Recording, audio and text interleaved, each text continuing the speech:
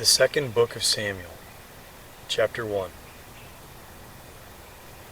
After the death of Saul, when David had returned from the slaughter of the Amalekites, and David had stayed 2 days in Ziklag, on the third day, behold, a man came out of the camp from Saul, with his clothes torn and earth on his head.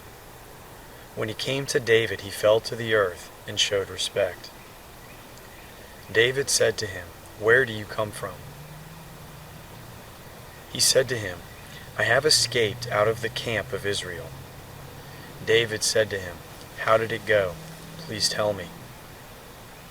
He answered, "The people have fled from the battle, and many of the people also have fallen and are dead.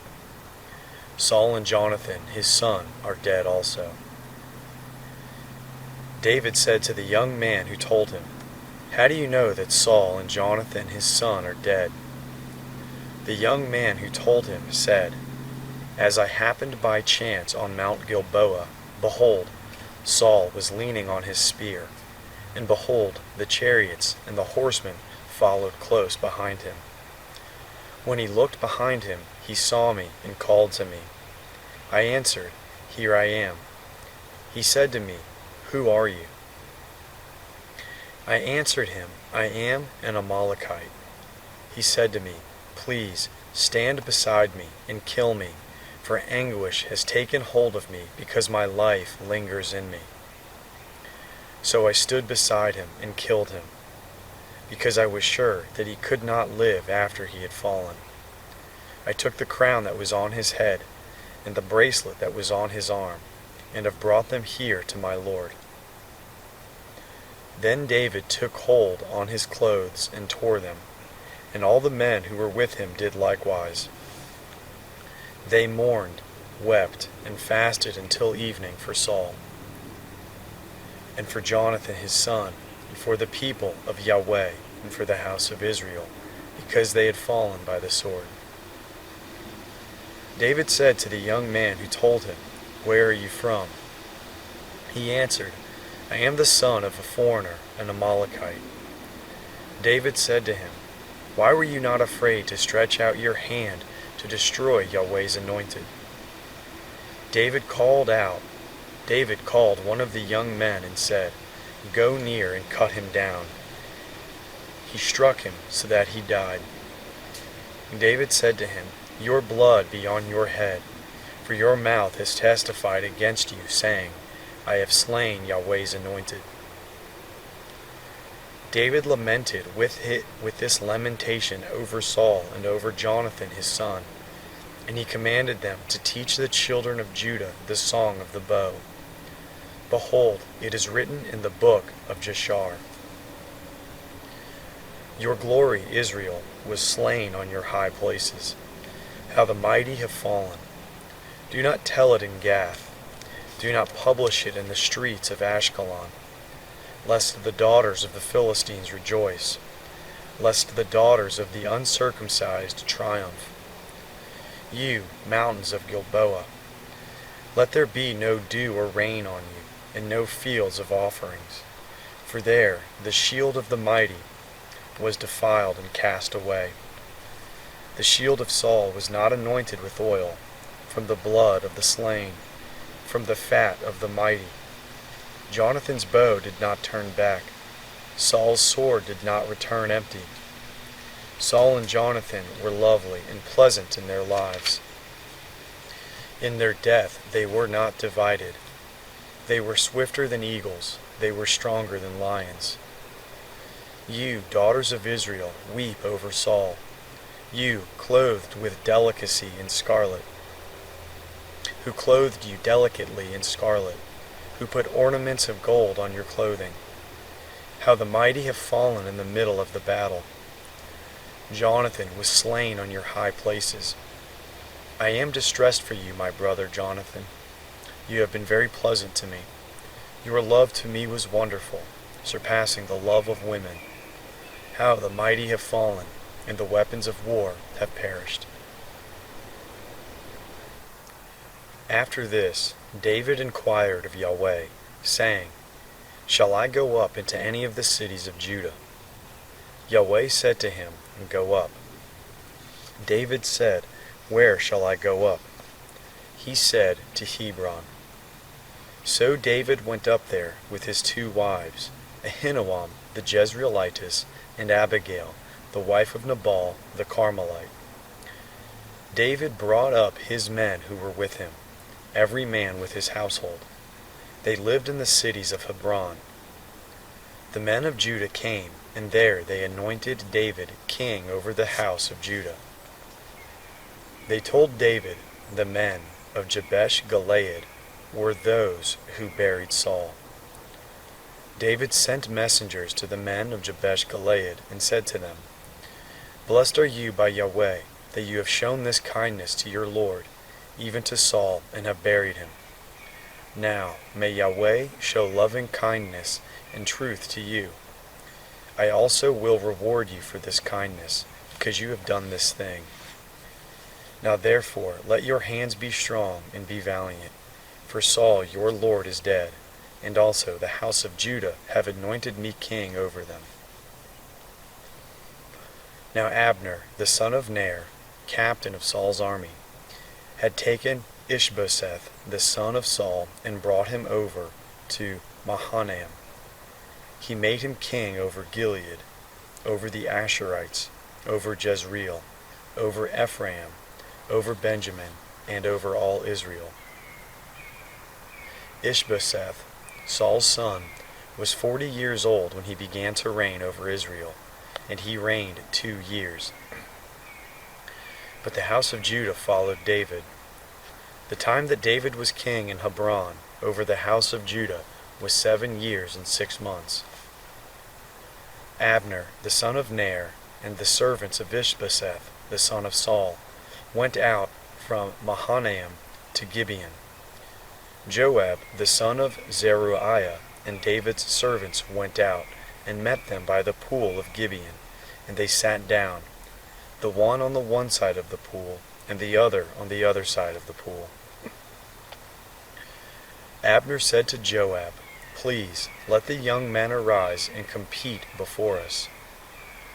Joab said, Let them arise. Then they arose and went over by number, 12 for Benjamin, and for Ishbosheth, the son of Saul, and 12 of David's servants. They each caught his opponent by the head, and thrust his sword in the fellow's side, so they fell down together. Therefore that place in Gibeon was called Helkath Hazarim. The battle was very severe that day, and Abner was beaten, and the men of Israel before David's servants. The 3 sons of Zeruiah were there, Joab, Abishai, and Asahel. Asahel was as light of foot as a wild gazelle. Asahel pursued Abner. He did not turn to the right hand or to the left from following Abner. Then Abner looked behind him and said, Is that you, Asahel? He answered, It is. Abner said to him, Turn away to your right hand or to your left, and grab one of the young men, and take his armor. But Asahel would not turn away from following him. Abner again said to Asahel, Turn away from following me. Why should I strike you to the ground? How then could I look Joab, your brother, in the face? However, he refused to turn away. Therefore Abner, with the back end of the spear, struck him in the body, so that the spear came out behind him, and he fell down there and died in the same place. As many as came to the place where Asahel fell down and died stood still. But Joab and Abishai pursued Abner. The sun went down when they had come to the hill of Ammah, that lies before Giah, by the way of the wilderness of Gibeon. The children of Benjamin gathered themselves together before Abner, and became one band, and stood on top of a hill. Then Abner called to Joab, and said, Shall the sword devour forever? Don't you know that it will be bitterness in the latter end? How long will it be then before you ask the people to return from following their brothers?" Joab said, "As God lives, if you had not spoken, surely then in the morning the people would have gone away, and not each followed his brother." So Joab blew the trumpet, and all the people stood still and pursued Israel no more, and they fought no more. Abner and his men went all that night through the Arabah, and they passed over the Jordan, and went through all Bithron, and came to Mahanaim. Joab returned from following Abner, and when he had gathered all the people together, 19 men of David's and Asahel were missing. But David's servants had struck Benjamin Abner's men, so that 360 men died. They took up Asahel and buried him in the tomb of his father, which was in Bethlehem. Joab and his men went all night, and the day broke on them at Hebron.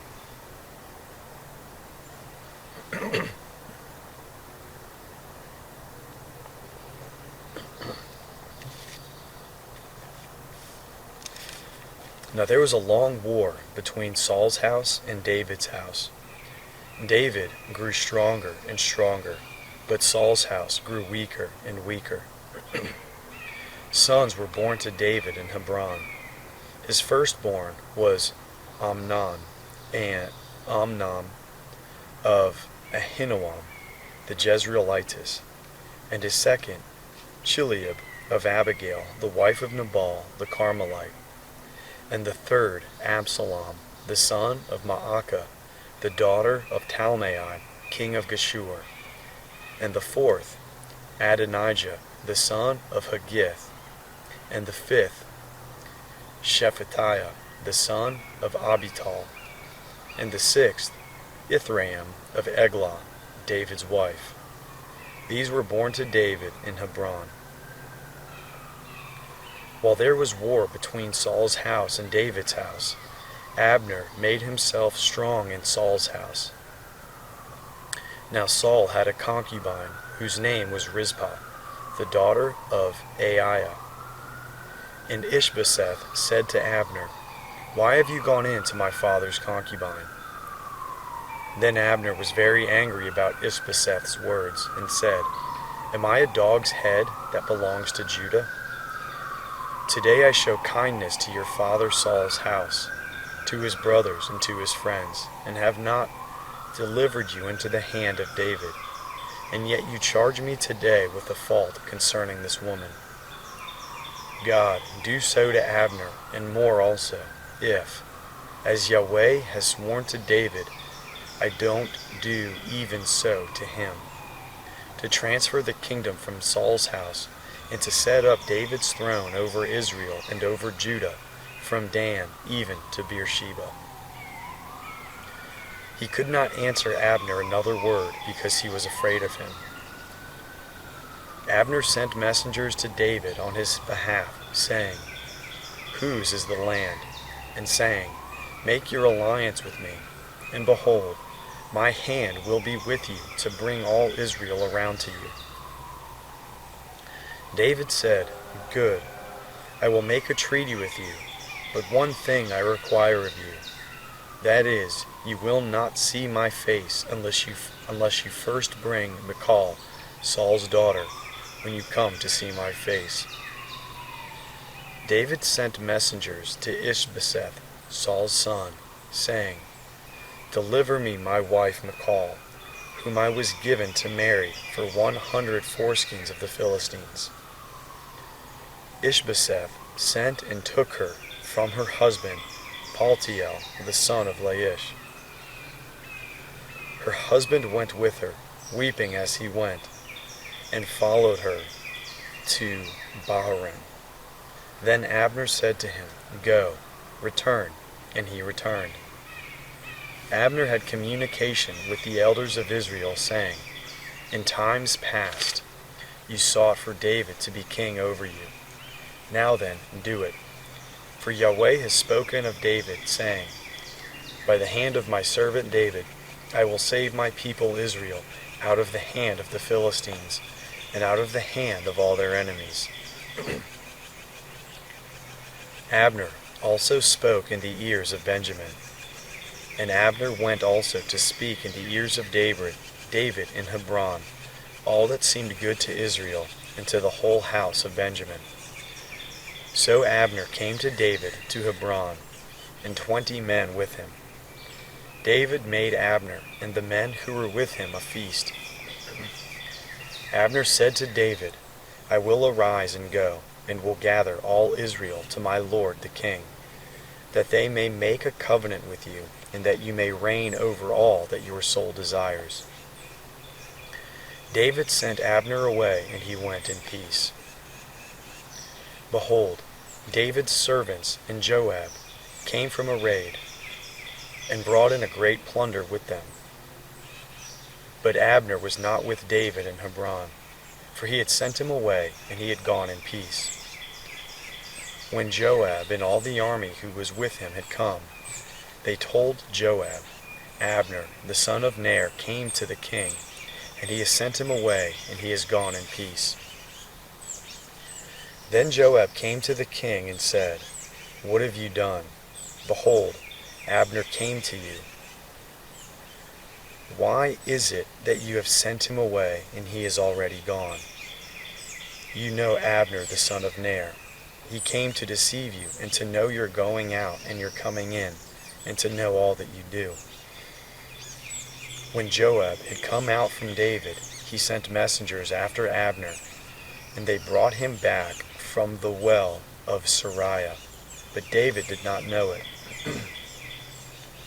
When Abner had returned to Hebron, Joab took him aside into the middle of the gate to speak with him quietly, and struck him there in the body, so that he died for the blood of Asahel, his brother. Afterward, when David heard it, he said, I and my kingdom are guiltless before Yahweh forever of the blood of Abner, the son of Ner. Let it fall on the house of Joab and on all his father's house. Let there not fail from the house of Joab one who has a discharge, or who is a leper, or who leans on a staff, or who falls by the sword, or who lacks bread. So Joab and Abishai, his brother, killed Abner, because he had killed their brother Asahel at Gibeon in the battle. David said to Joab and to all the people who were with him, Tear your clothes and clothe yourselves with sackcloth, and mourn in front of Abner. King David followed the bier. They buried Abner in Hebron, and the king lifted up his voice and wept at Abner's grave, and all the people wept. The king lamented for Abner and said, Should Abner die as a fool dies? Your hands were not bound, and your feet were not put into fetters. As a man falls before the children of iniquity, so you fell. All the people wept again over him. All the people came to urge David to eat bread while it was yet day. But David swore, saying, God, do so to me, and more also, if I taste bread or anything else, until the sun goes down.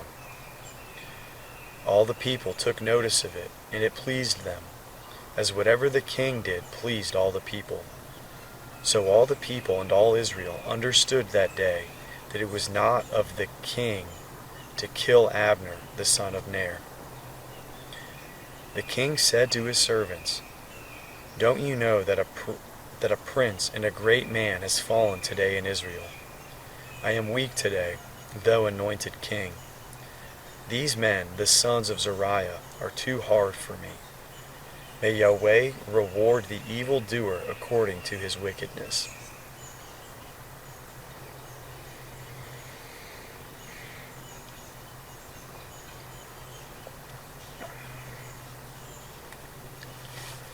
When Saul's son heard that Abner was dead in Hebron, his hands became feeble, and all the Israelites were troubled.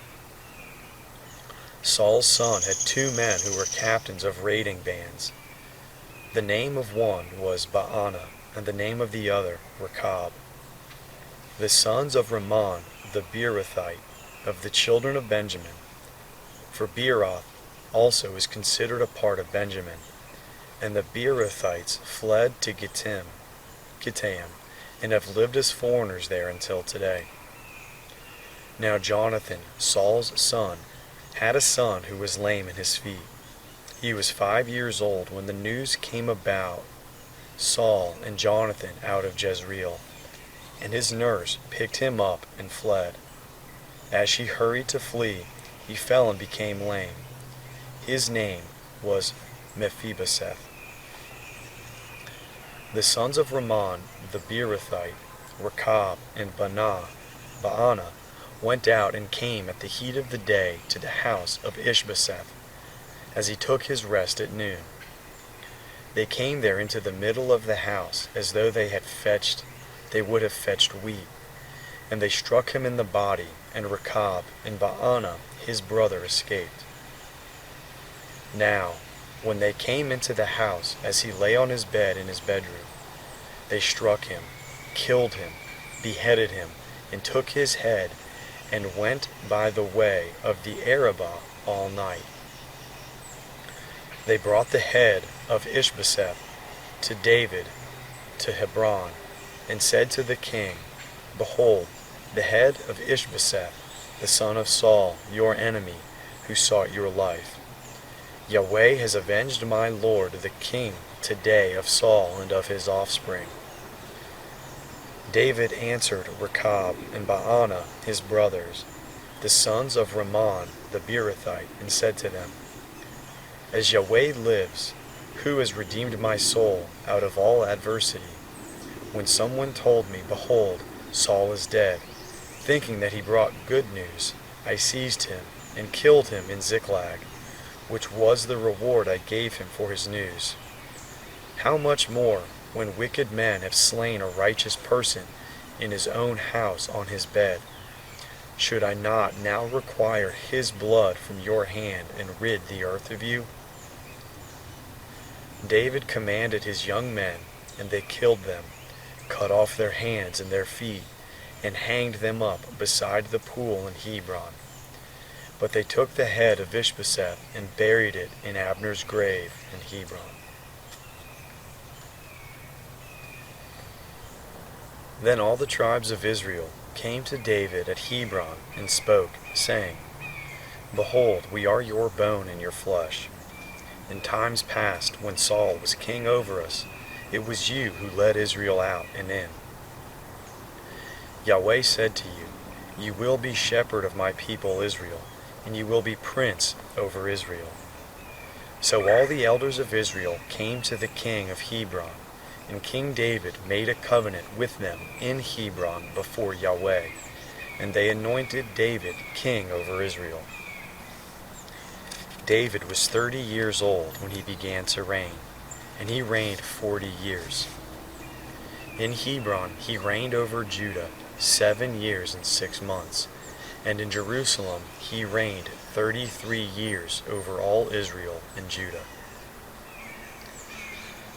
The king and his men went to Jerusalem against the Jebusites, the inhabitants of the land, who spoke to David, saying, The blind and the lame will keep you out of here, thinking, David cannot come in here. Nevertheless, David took the stronghold of Zion. This is David's city. David said on that day, Whoever strikes the Jebusites, let him go up to the watercourse and strike those lame and blind, who are hated by David's soul. Therefore they say, The blind and the lame cannot come into the house. David lived in the stronghold and called it David's city. David built around from below and inward. David grew greater and greater, for Yahweh, the God of armies, was with him. Hiram, king of Tyre, sent messengers to David with cedar trees, carpenters, and masons, and they built David a house. David perceived that Yahweh had established him king over Israel, that he had exalted his kingdom for his people Israel's sake. David took more concubines and wives for himself out of Jerusalem, after he had come from Hebron, and more sons and daughters were born to David. These are the names of those who were born to him in Jerusalem: Shammua, Shobab, Nathan, Solomon, Ibhar, Elishua, Nepheg, Japhiah, Elishama, Eliada, and Eliphalet. When the Philistines heard that they had anointed David king over Israel, all the Philistines went up to seek David. But David heard about it and went down to the stronghold. Now the Philistines had come and spread themselves in the valley of Rephaim. David inquired of Yahweh, saying, "Shall I go up against the Philistines? Who will deliver them into my hand?" Yahweh said to David, "Go up, for I will certainly deliver the Philistines into your hand." David came to Baal Perazim, and David struck them there. Then he said, "Yahweh has broken my enemies before me, like the breach of waters." Therefore he called the name of that place Baal Perazim. They left their images there, and David and his men took them away. The Philistines came up yet again and spread themselves in the valley of Rephaim. When David inquired of Yahweh, he said, "You shall not go up. Circle around behind them and attack them in front of the mulberry trees. When you hear the sound of marching in the tops of the mulberry trees, then stir yourself up. For then Yahweh has gone out before you to strike the army of the Philistines." David did so, as Yahweh commanded him, and struck the Philistines all the way from Gabah to Gezer.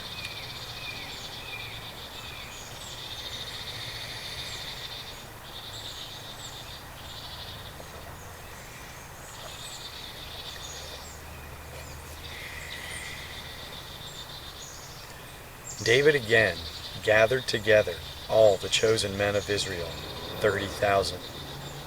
David arose and went with all the people who were with him from Baalah, Judah, to bring up from there God's ark, which is called by the name, even the name of Yahweh of armies, who sits above the cherubim. They set God's ark on a new cart, and brought it out of Abinadab's house that was on the hill. And Uzzah and Ahio, the sons of Abinadab, drove the new cart. They brought it out of Abinadab's house, which was in the hill, with God's ark, and Ahio went before the ark.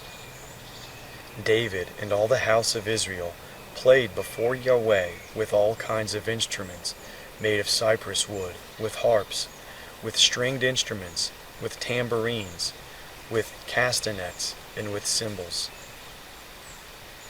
When they came to the threshing floor of Nacon, Uzzah reached for God's ark and took hold of it, for the cattle stumbled. Yahweh's anger burned against Uzzah, and God struck him there for his error, and he died there by God's ark. David was displeased because Yahweh had broken out against Uzzah, and he called that place Perez Uzzah to this day. David was afraid of Yahweh that day, and he said, "How could Yahweh's ark come to me?" So David would not move Yahweh's ark to be with him in David's city, but David carried it aside into Obed-Edom, the Gittite's house. Yahweh's ark remained in Obed-Edom, the Gittite's house, 3 months, and Yahweh blessed Obed-Edom and all his house. King David was told, "Yahweh has blessed the house of Obed-Edom and all that belongs to him because of God's ark."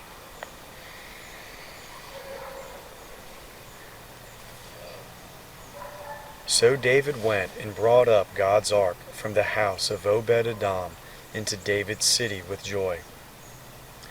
When those who bore Yahweh's ark had gone 6 paces, he sacrificed an ox and a fattened calf. David danced before Yahweh with all his might, and David was clothed in a linen ephod. So David and all the house of Israel brought up Yahweh's ark with shouting and with the sound of the trumpet. As Yahweh's ark came into David's city, Michal, the daughter of Saul, looked out through the window and saw King David leaping and dancing before Yahweh, and she despised him in her heart. They brought in Yahweh's ark and set it in its place in the middle of the tent that David had pitched for it. And David offered burnt offerings and peace offerings before Yahweh. When David had finished offering the burnt offering and the peace offering, he blessed the people in the name of Yahweh of armies. He gave to all the people, even among the whole multitude of Israel, both to men and women, to everyone a portion of bread, dates, and raisins. So all the people departed, each to his own house. Then David returned to bless his household. Michal, the daughter of Saul, came out to meet David and said, "How glorious the king of Israel was today, who uncovered himself today in the eyes of his servants' maids, as one of the vain fellows shamelessly uncovers himself." David said to Michal, "It was before Yahweh, who chose me above your father and above all his house, to appoint me prince over the people of Yahweh, over Israel. Therefore I will celebrate before Yahweh. I will be yet more undignified than this, and will be worthless in my own sight. But the maids of whom you have spoken will honor me." Michal, the daughter of Saul, had no child to the day of her death.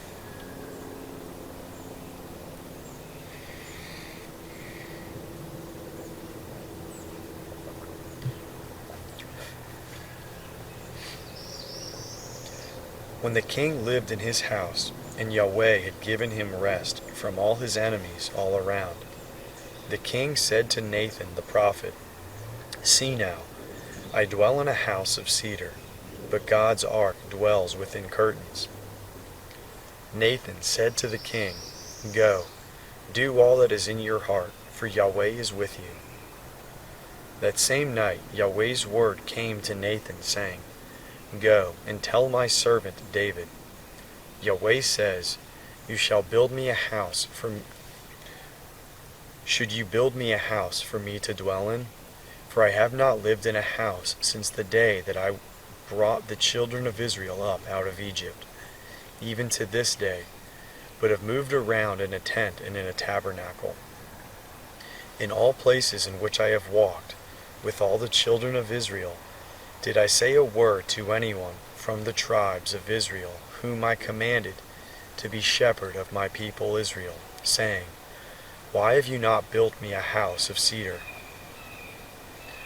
Now therefore, tell my servant David this, Yahweh of armies says, I took you from the sheep pen, from following the sheep, to be prince over my people, over Israel. I have been with you wherever you went, and have cut off all your enemies from before you. I will make you a great name, like the name of the great ones who are in the earth. I will appoint a place for my people Israel, and will plant them, that they may dwell in their own place and be moved no more.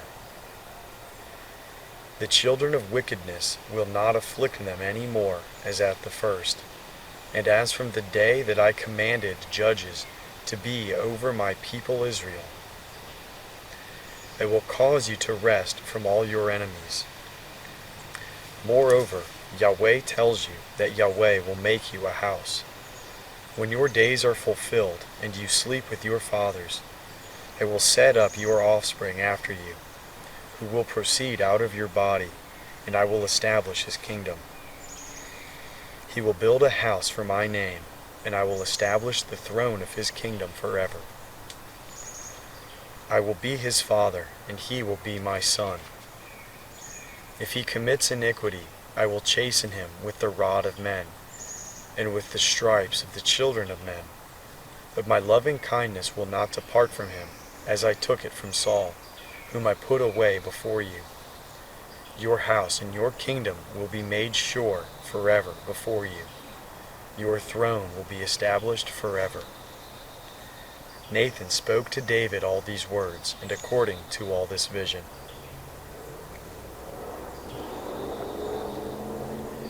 Then David the king went in and sat before Yahweh, and he said, "Who am I, Lord Yahweh?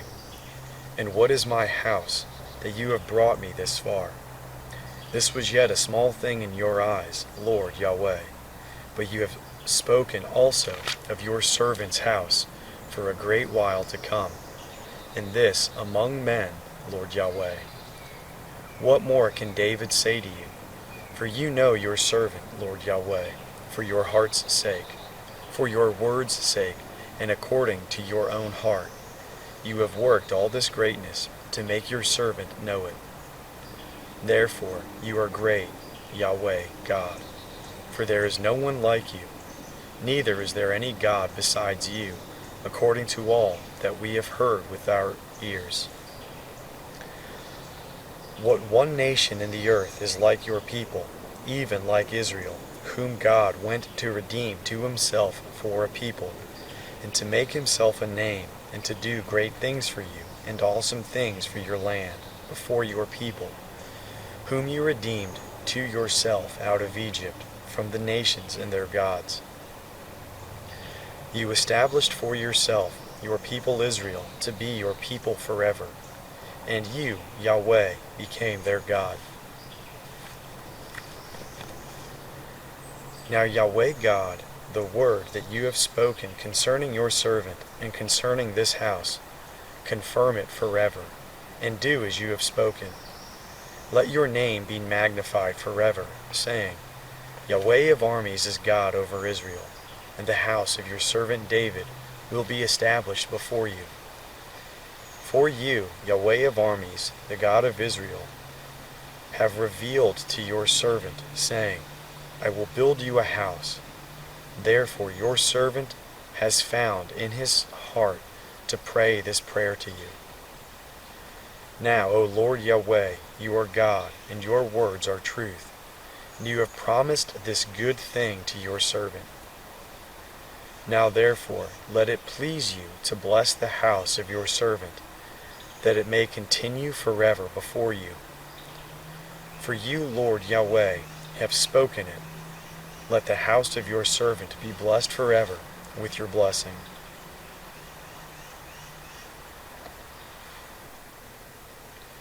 After this, David struck the Philistines and subdued them. And David took the bridle of the mother city out of the hand of the Philistines. He defeated Moab and measured them with the line, making them to lie down on the ground, and he measured 2 lines to put to death, and 1 full line to keep alive. The Moabites became servants to David and brought tribute. David also struck Hadadezer, the son of Rehob, king of Zobah, as he went to recover his dominion at the river. David took from him 1,700 horsemen and 20,000 footmen. David hamstrung the chariot horses, but reserved enough of them for 100 chariots. When the Syrians of Damascus came to help Hadadezer, king of Zobah, David struck 22,000 men of the Syrians. Then David put garrisons in Syria of Damascus, and the Syrians became servants to David and brought tribute. Yahweh gave victory to David wherever he went. David took the shields of gold that were on the servants of Hadadezer and brought them to Jerusalem. From Betah and from Berathiah, cities of Hadadezer, King David took a great quantity of bronze. When Toi, king of Hamath, heard that David had struck all the army of Hadadezer, then Toi sent Joram his son to King David to greet him and to bless him, because he had fought against Hadadezer and struck him. For Hadad-Dezer had wars with Toi. Joram brought with him vessels of silver, vessels of gold, and vessels of bronze. King David also dedicated these to Yahweh, with the silver and gold that he dedicated of all the nations which he subdued, of Syria, of Moab, of the children of Ammon, of the Philistines, of Amalek, and of the plunder of Hadazer, son of Rehob, king of Zobah. David earned a reputation when he returned from striking down 18,000 men of the Syrians in the Valley of Salt. He put garrisons in Edom. Throughout all Edom he put garrisons, and all the Edomites became servants to David. Yahweh gave victory to David wherever he went. David reigned over all Israel, and David executed justice and righteousness for all his people. Joab, the son of Zeruiah, was over the army. Jehoshaphat, the son of Ahilud, was recorder. Zadok, the son of Ahitub, and Ahimelech, the son of Abiathar, were priests. Seraiah was scribe. Benaiah, the son of Jehoiada, was over the Cherethites and the Pelethites. And David's sons were chief ministers.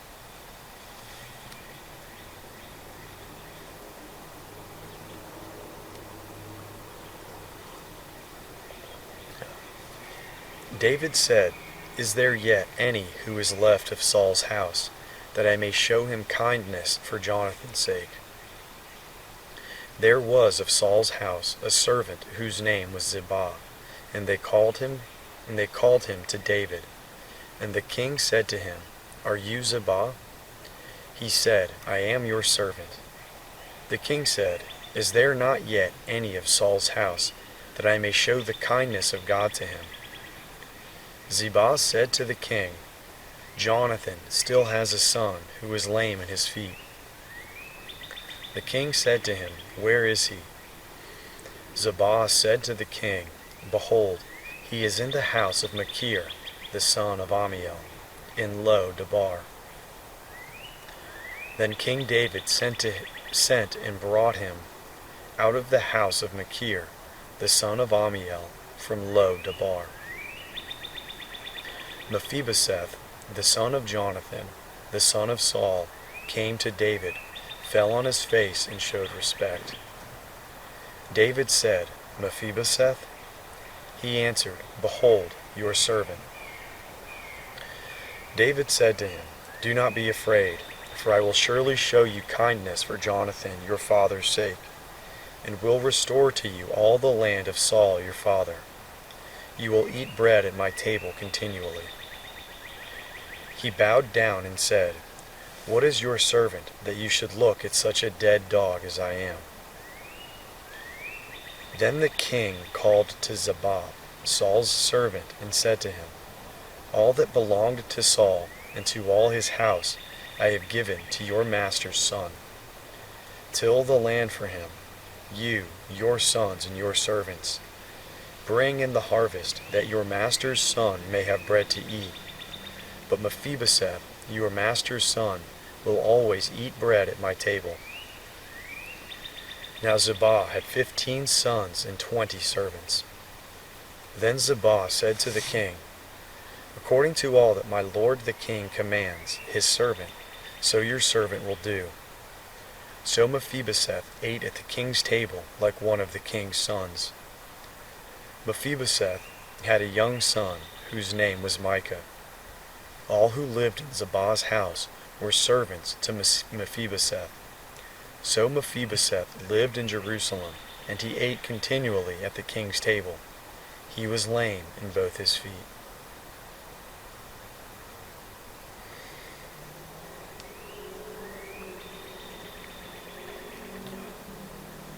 After this, the king of the children of Ammon died, and Hanun, his son, reigned in his place. David said, "I will show kindness to Hanun, the son of Nahash, as his father showed kindness to me. So David sent by his servants to comfort him concerning his father. David's servants came into the land of the children of Ammon. But the princes of the children of Ammon said to Hanun, their lord, "Do you think that David honors your father, in that he has sent comforters to you?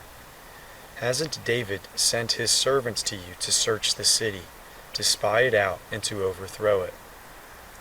So Hanun took David's servants, shaved off one of their beards, and cut off their garments in the middle, even to their buttocks, and sent them away. When they told David this, he sent to meet them, for the men were greatly ashamed. The king said, "Wait at Jericho until your beards have grown, and then return." When the children of Ammon saw that they had become odious to David, the children of Ammon sent and hired the Syrians of Beth-Rahab and the Syrians of Zobah, 20,000 footmen, and the king of Maacah with 1,000 men, and the men of Tob 12,000 men. When David heard of it, he sent Joab and all the army of the mighty men. The children of Ammon came out and put the battle in array at the entrance of the gate. The Syrians of Zobah and of Rahab and the men of Tob and Maacah were by themselves in the field. Now, when Joab saw that the battle was set against him before and behind, he chose of all the choice men of Israel and put them in array against the Syrians. The rest of the people he committed into the hand of Abishai his brother, and he put them in array against the children of Ammon. He said, "If the Syrians are too strong for me, then you shall help me. But if the children of Ammon are too strong for you, then I will come and help you. Be courageous, and let us be strong for our people and for the cities of our God, and may Yahweh do what seems good to him." So Joab and the people who were with him came near to the battle against the Syrians, and they fled before him. When the children of Ammon saw that the Syrians had fled, they likewise fled before Abishai and entered into the city. Then Joab returned from the children of Ammon and came to Jerusalem. When the Syrians saw that they were defeated by Israel, they gathered themselves together. Hadadezer sent and brought out the Syrians who were beyond the river, and they came to Halam with Shobach, the captain of the army of Hadadezer, at their head. David was told that, and he gathered all Israel together, passed over the Jordan, and came to Halam. The Syrians set themselves in array against David and fought with him. The Syrians fled before Israel, and David killed 700 charioteers of the Syrians and 40,000 horsemen, and struck Shobach, the captain of their army, so that he died there. When all the kings who were servants to Hadadezer saw that they were defeated before Israel, they made peace with Israel and served them. So the Syrians were afraid to help the children of Ammon any more.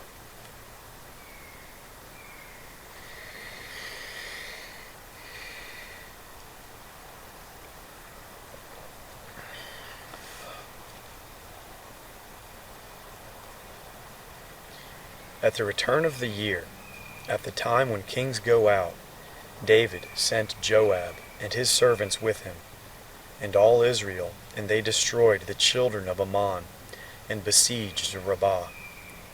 But David stayed at Jerusalem.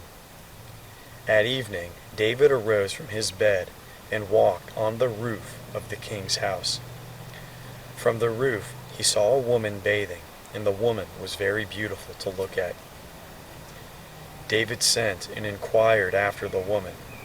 One said, "Isn't this Bathsheba, the daughter of Eliam, Uriah, the Hittite's wife?" David sent messengers and took her, and she came in to him, and he lay with her. for she was purified from her uncleanness, and she returned to her house. The woman conceived, and she sent and told David and said, I am with child. David sent to Joab, Send me Uriah the Hittite. Joab sent Uriah to David. When Uriah had come to him, David asked him how Joab did, and how the people fared, and how the war prospered. David said to Uriah, Go down to your house and wash your feet. Uriah departed out of the king's house, and a gift from the king was sent after him. But Uriah slept at the door of the king's house with all the servants of his lord, and did not go down to his house. When they had told David, saying, Uriah did not go down to his house, David said to Uriah, Haven't you come from a journey? Why didn't you go down to your house? Uriah said to David, The ark, Israel, and Judah are staying in tents, and my lord Joab and the servants of my lord are encamped in the open field. Shall I then go into my house to eat and to drink and to lie with my wife? As you live and as your soul lives, I will not do this thing. David said to Uriah, Stay here today also, and tomorrow I will let you depart. So Uriah stayed in Jerusalem that day and the next day. When David had called him, he ate and drank before him, and he made him drunk. At evening he went out to lie on his bed with the servants of his lord, but did not go down to his house. In the morning David wrote a letter to Joab, and sent it by the hand of Uriah. He wrote in the letter, saying, Send Uriah to the forefront of the hottest battle, and retreat before him, that he may be struck and die. When Joab kept watch on the city, he assigned Uriah to the place where he knew that valiant men were. The men of the city went out and fought with Joab. Some of the people fell, even of David's servants, and Uriah the Hittite died also. Then Joab sent and told David all the things concerning the war, and he commanded the messenger, saying, When you have finished telling all the things concerning the war to the king, it shall be that, if the king's wrath arise, and he asks you, Why did you go so near to the city to fight? Didn't you know that they would shoot from the wall? Who struck Abimelech the son of Jerub-Besheth? Didn't a woman cast an upper millstone on him from the wall, so that he died at Thebez? Why did you go so near the wall? Then you shall say, Your servant Uriah the Hittite is also dead. So the messenger went and came and showed David all that Joab had sent him for. The messenger said to David, The men prevailed against us, and came out to us into the field, and we were on them even to the entrance of the gate. The shooters shot at your servants from off the wall, and some of your king's servants are dead. And your servant Uriah the Hittite is also dead. Then David said to the messenger, Tell Joab, do not let this thing displease you, for the sword devours one as well as another. Make your battle stronger against the city and overthrow it. Encourage him. When Uriah's wife heard that Uriah, her husband, was dead, she mourned for her husband. When the mourning was past, David sent and took her home to his house, and she became his wife and bore him a son. But the thing that David had done displeased Yahweh.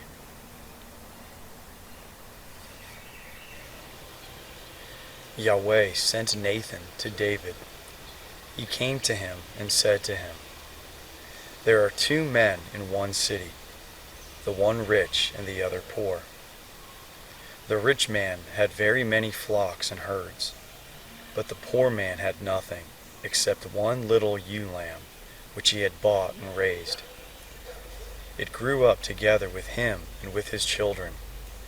It ate of his own food, drank of his own cup, and lay in his bosom, and was like a daughter to him. A traveler came to the rich man, and he did not want to take of his own flock and of his own herd to prepare for the wayfaring man who had come to him, but took the poor man's lamb and prepared it for the man who had come to him. David's anger burned hot against the man, and he said to Nathan, "As Yahweh lives, the man who has done this deserves to die. He must restore the lamb fourfold, because he did this thing and because he had no pity." Nathan said to David, "You are the man. This is what Yahweh, the God of Israel, says. I anointed you king over Israel, and I delivered you out of the hand of Saul. I gave you your master's house and your master's wives into your bosom, and gave you the house of Israel and of Judah. And if that would have been too little, I would have added to you many more such things. Why have you despised Yahweh's word to do that which is evil in his sight? You have struck Uriah the Hittite with the sword. You have taken his wife to be your wife, and have slain him with the sword of the children of Ammon. Now therefore the sword will never depart from your house, because you have despised me, and have taken Uriah the Hittite's wife to be your wife. This is what Yahweh says, Behold, I will raise up evil against you out of your own house. I will take your wives before your eyes and give them to your neighbors, and he will lie with your wives in the sight of this sun. For you did this secretly, but I will do this thing before all Israel and before the sun." David said to Nathan, "I have sinned against Yahweh." Nathan said to David, "Yahweh also has put away your sin. You will not die. However, because by this deed you have given great occasion to Yahweh's enemies to blaspheme, the child also who is born to you will surely die." Then Nathan departed to his house. Yahweh struck the child that Uriah's wife bore to David, and he was very sick.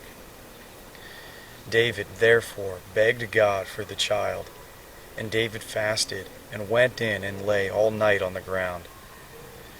The elders of his house arose beside him to raise him up from the earth, but he would not, and he did not eat bread with them. On the seventh day the child died. David's servants were afraid to tell him that the child was dead, for they said, "Behold, while the child was yet alive, we spoke to him, and he did not listen to our voice. How will he then harm himself if we tell him the child is dead?" But when David saw that his servants were whispering together, David perceived that the child was dead. And David said to his servants, "Is the child dead?" They said, "He is dead." Then David arose from the earth, and washed and anointed himself, and changed his clothing, and he came into Yahweh's house and worshipped. Then he came to his own house, and when he requested, they set bread before him, and he ate. Then his servants said to him, "What is this that you have done? You fasted and wept for the child while he was alive, but when the child was dead, you rose up and ate bread." He said, "While the child was yet alive, I fasted and wept, for I said, who knows whether Yahweh will not be gracious to me, that the child may live? But now he is dead. Why should I fast? Can I bring him back again? I will go to him, but he will not return to me."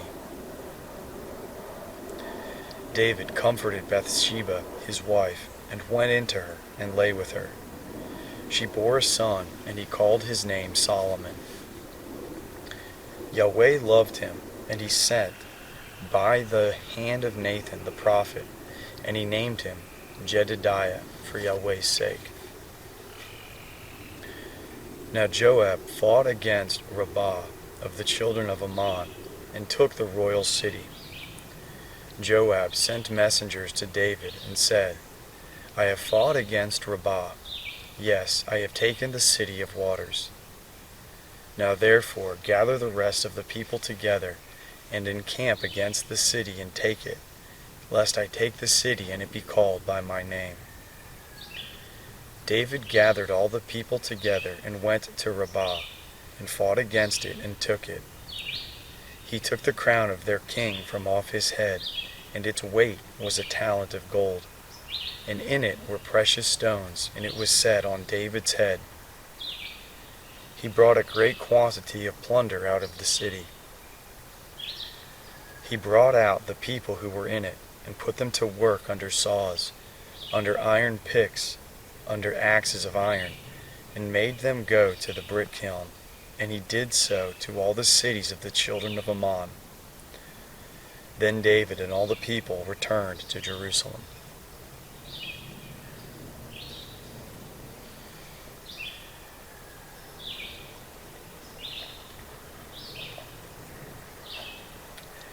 After this, Absalom, the son of David, had a beautiful sister, whose name was Tamar.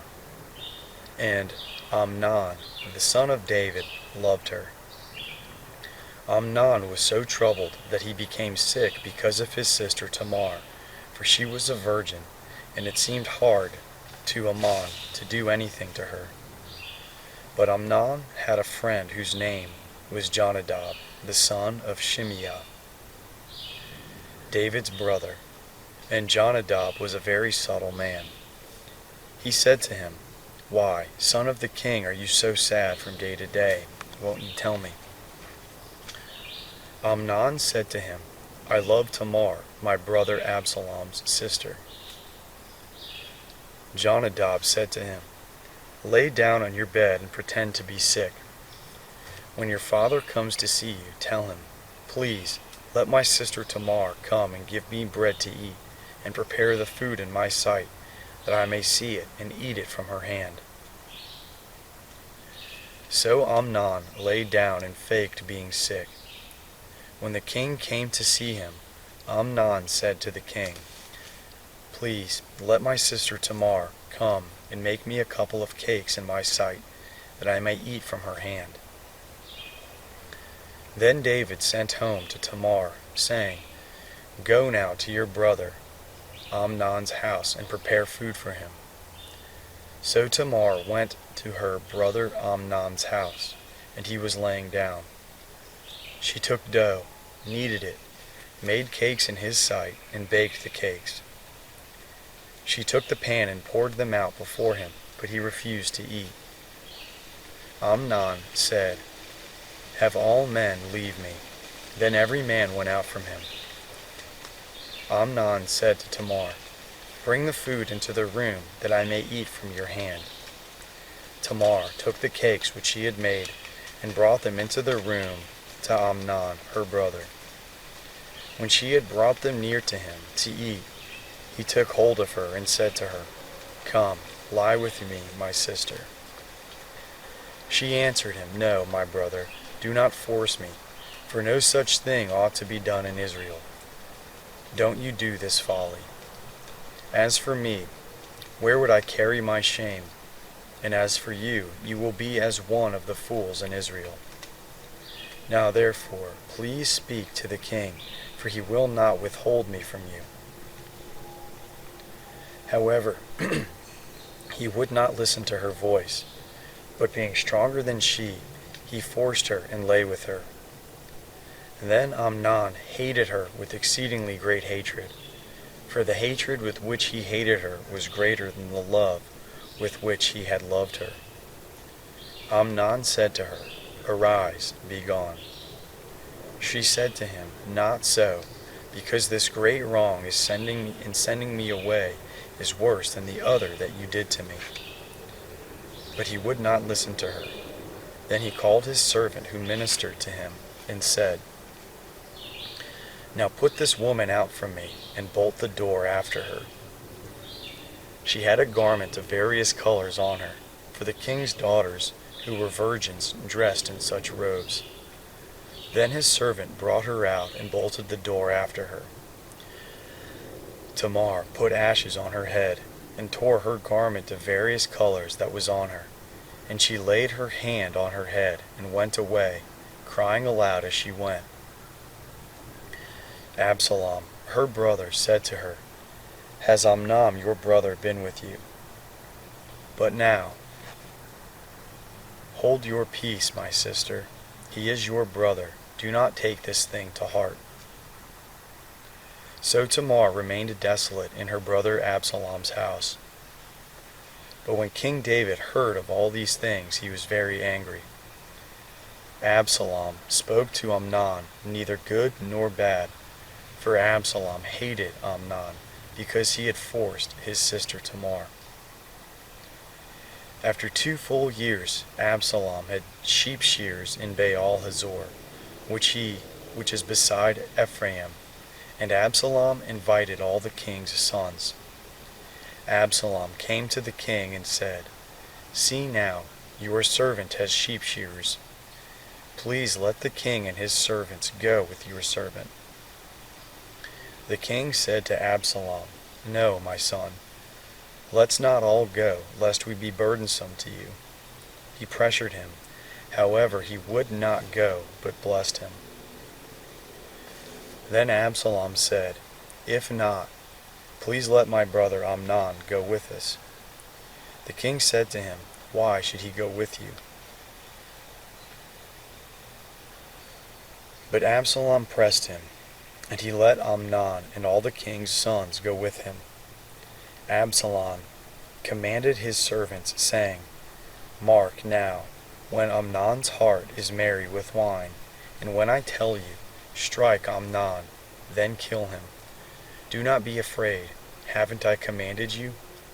Be courageous and be valiant. The servants of Absalom did to Amnon as Absalom had commanded. Then all the king's sons arose, and every man got up on his mule and fled. While they were on the way, the news came to David, saying, Absalom has slain all the king's sons, and there is not one of them left. Then the king arose and tore his garments, and lay on the earth, and all his servants stood by with their clothes torn. Jonadab the son of Shimeah, David's brother, answered, Do not let my lord suppose that they have killed all the young men, the king's sons, only Amnon, for Amnon only is dead. For by the appointment of Absalom, this has been determined from the day that he forced his sister Tamar. Now therefore, do not let my lord the king take the thing to his heart, to think that all the king's sons are dead, for only Amnon is dead. But Absalom fled. The young man who kept the watch lifted up his eyes, and looked, and behold, many people were coming by way of the hillside behind him. Jonadab said to the king, Behold, the king's sons are coming. It is as your servant said. As soon as he had finished speaking, behold, the king's sons came, and lifted up their voices and wept. The king also and all his servants wept bitterly. But Absalom fled and went to Talmai, the son of Ammihur, king of Geshur. David mourned for his son every day. So Absalom fled and went to Geshur, and was there 3 years. King David longed to go out to Absalom, for he was comforted concerning Amnon, since he was dead. Now Joab, the son of Zeruiah, perceived that the king's heart was toward Absalom. Joab sent to Tekoa, and brought a wise woman from there, and said to her, Please act like a mourner, and put on mourning clothing.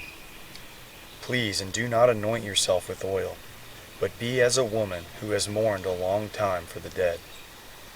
Go into the king, and speak like this to him. So Joab put the words in her mouth. When the woman of Tekoa spoke to the king, She fell on her face to the ground, showed respect, and said, "Help, O king."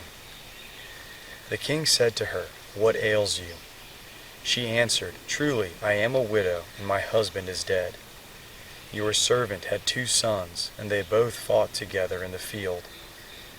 And there was no one to part them, but the one struck the other and killed him. Behold, the whole family had risen against your servant, and they say, 'Deliver him who struck his brother, that we may kill him for the life of his brother whom he killed, and so destroy the heir also.' Thus they would quench my coal which is left, and would leave to my husband neither name nor remainder on the surface of the earth." The king said to the woman, "Go to your house, and I will give a command concerning you." The woman of Tekoa said to the king, "My lord, O king, may the iniquity be on me and on my father's house, and may the king and his throne be guiltless." The king said, "Whoever says anything to you, bring him to me, and he will not bother you any more."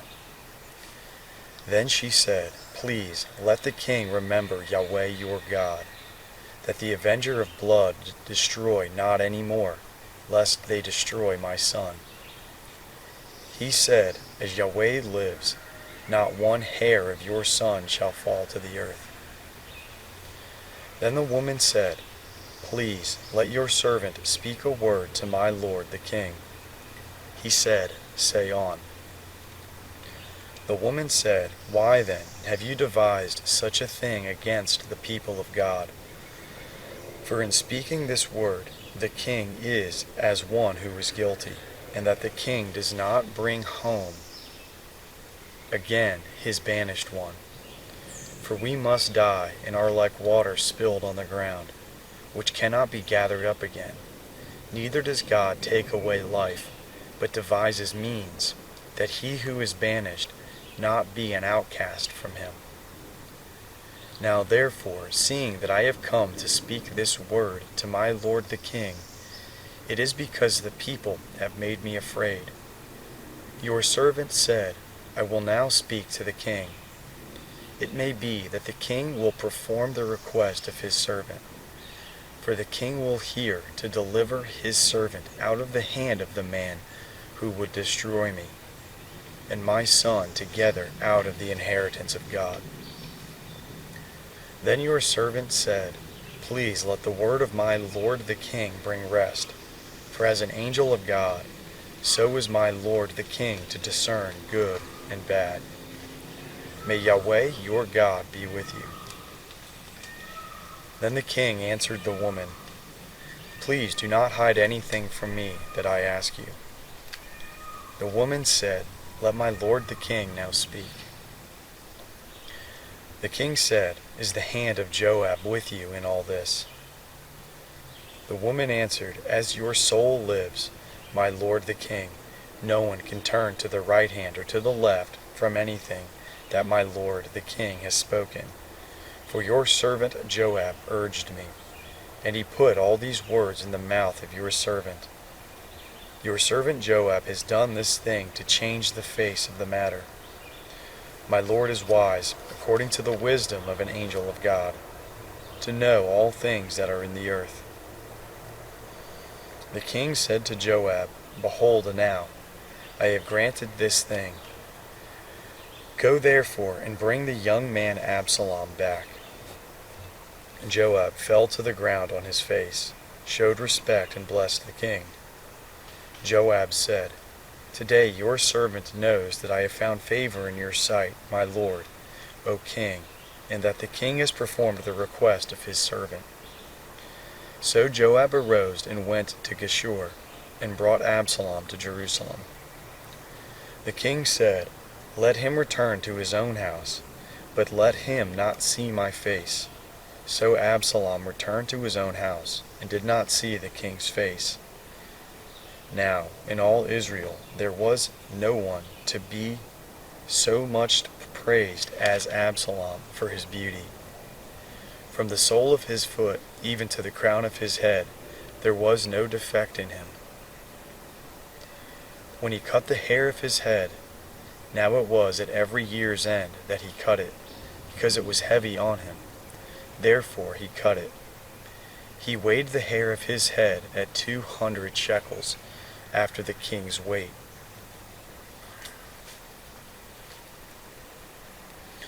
Three sons were born to Absalom, and one daughter, whose name was Tamar. She was a woman with a beautiful face. Absalom lived 2 full years in Jerusalem, and he did not see the king's face. Then Absalom sent for Joab to send him to the king, but he would not come to him. Then he sent again a second time, but he would not come. Therefore he said to his servants, Behold, Joab's field is near mine, and he has barley there.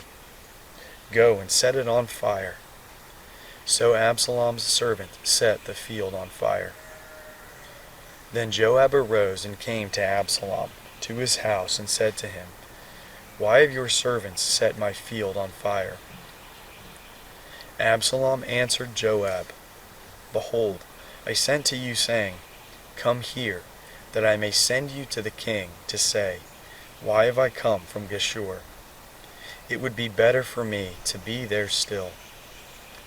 Now therefore, let me see the king's face, and if there is iniquity in me, let him kill me. So Joab came to the king and told him. And when he had called for Absalom, he came to the king and bowed himself on his face to the ground before the king, and the king kissed Absalom.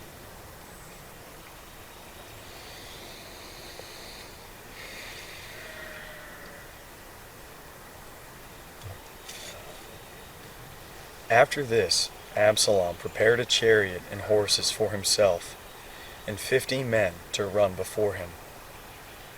Absalom rose up early and stood beside the way of the gate. When any man had a suit which should come to the king for judgment, then Absalom called to him and said, What city are you from? He said, Your servant is of one of the tribes of Israel. Absalom said to him, Behold, your matters are good and right, but there is no man deputized by the king to hear you. Absalom said, moreover, Oh, that I were made judge in the land, that every man who had suit or cause might come to me, and I would do him justice.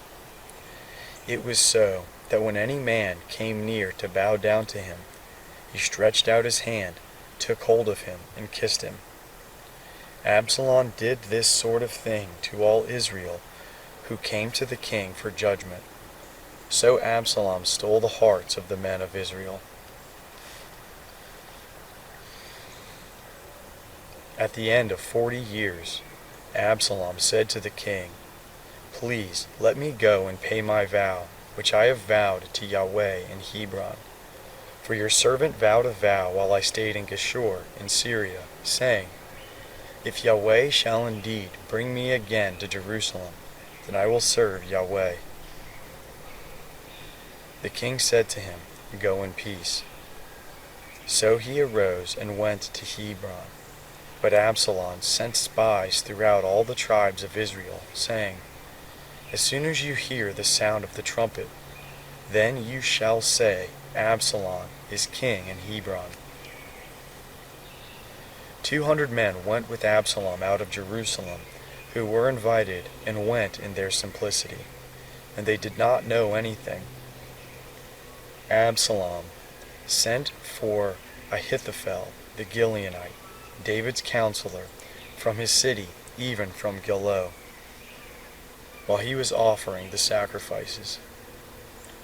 The conspiracy was strong, for the people increased continually with Absalom. A messenger came to David, saying, The hearts of the men of Israel are after Absalom.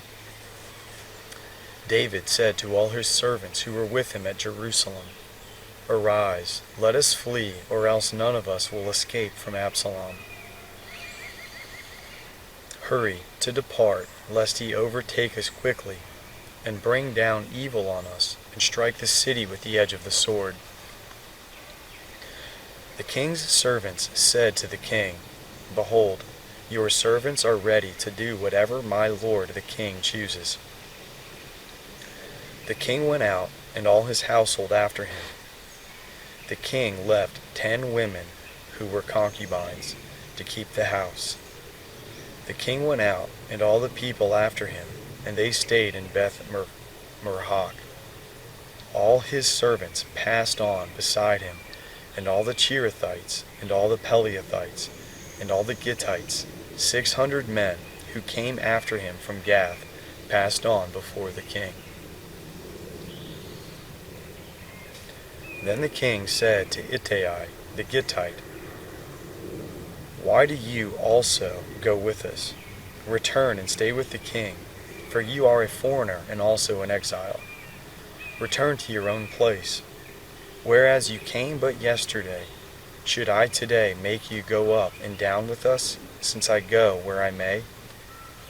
Return and take back your brothers. Mercy and truth be with you.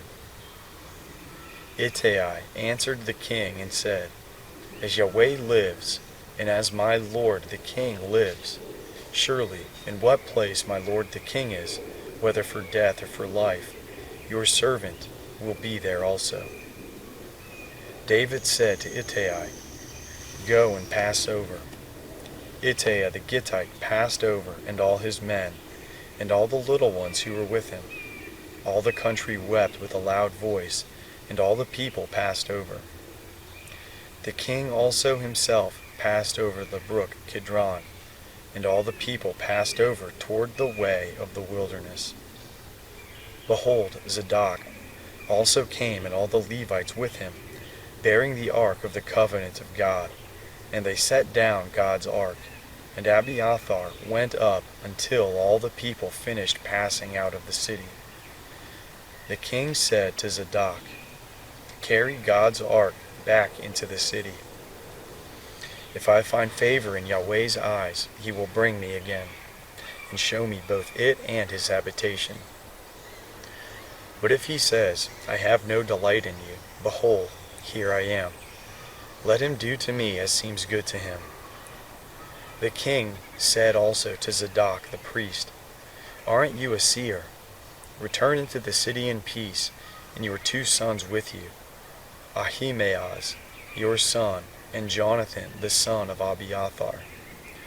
Behold, I will stay at the fords of the wilderness until word comes from you to inform me. Zadok, therefore, and Abiathar carried God's ark to Jerusalem again, and they stayed there. David went up by the ascent of the Mount of Olives, and wept as he went up. And he had his head covered and went barefoot. All the people who were with him, each covered his head, and they went up, weeping as they went up. Someone told David, saying, Ahithophel is among the conspirators with Absalom. David said, Yahweh, please turn the counsel of Ahithophel into foolishness. When David had come to the top where God was worshipped, behold, Hushai the Archite came to meet him with his tunic torn and earth on his head. David said to him, If you pass on with me, then you will be a burden to me. But if you return to the city and tell Absalom, I will be your servant, O king, as I have been your father's servant in time past, so I will now be your servant. Then will you defeat for me the counsel of Ahithophel. Don't you have Zadok and Abiathar the priests there with you? Therefore, whatever you hear out of the king's house, tell it to Zadok and Abiathar the priests. Behold, they have there with them their 2 sons, Ahimaaz, Zadok's son, and Jonathan, Abiathar's son. Send to me everything that you shall hear by them. So Hushai, David's friend, came into the city, and Absalom came into Jerusalem. When David was a little past the top, behold, Ziba, the servant of Mephibosheth, met him with a couple of donkeys saddled, and on them 200 loaves of bread, and 100 clusters of raisins, and 100 summer fruits, and a container of wine. The king said to Ziba, "What do you mean by these?" Ziba said, "The donkeys are for the king's household to ride on, and the bread and summer fruit for the young men to eat, and the wine, that those who are faint in the wilderness may drink." The king said, "Where is your master's son?" Ziba said to the king, "Behold, he is staying in Jerusalem, for he said, 'Today the house of Israel will restore me the kingdom of my father.'" Then the king said to Ziba, "Behold, all that belongs to Mephibosheth is yours." Ziba said, "I bow down. Let me find favor in your sight, my lord, O king." When King David came to Bahurim, behold, a man of the family of Saul's house came out, whose name was Shimei, the son of Gera. He came out and cursed as he came. He cast stones at David and at all the servants of King David, and all the people and all the mighty men who were on his right hand and on his left. Shimei said when he cursed, be gone, you man of blood and wicked fellow. Yahweh has returned on you all the blood of Saul's house, in whose place you have reigned. Yahweh has delivered the kingdom into the hand of Absalom your son. Behold, you are caught by your own mischief, because you are a man of blood."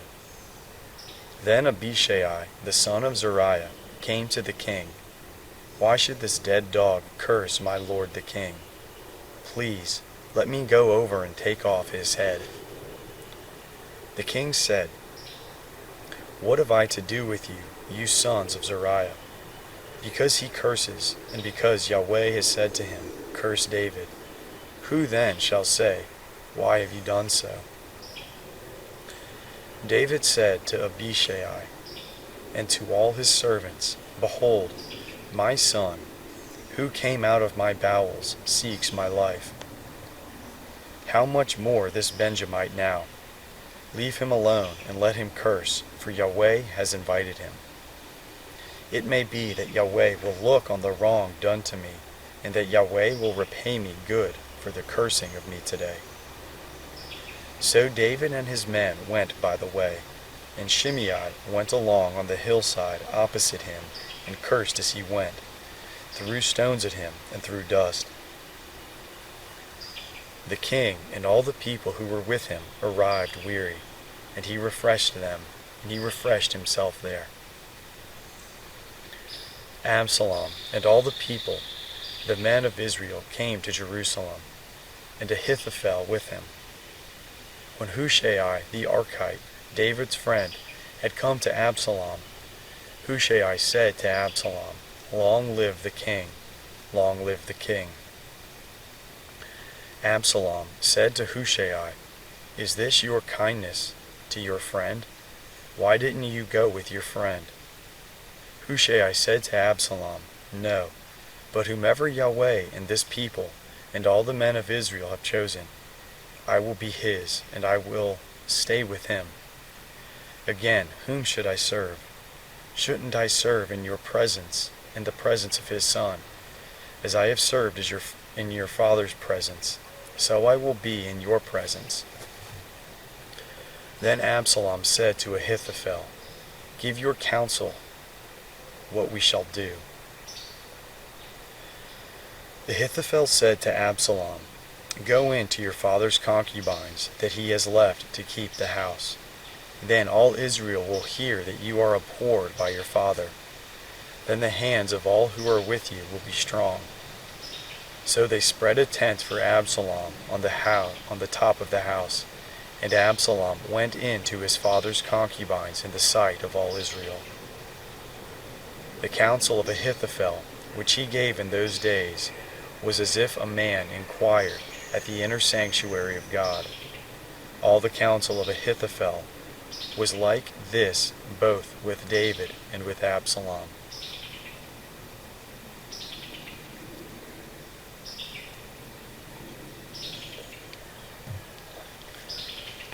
Moreover, Ahithophel said to Absalom, "Let me now choose 12,000 men, and I will arise and pursue after David tonight.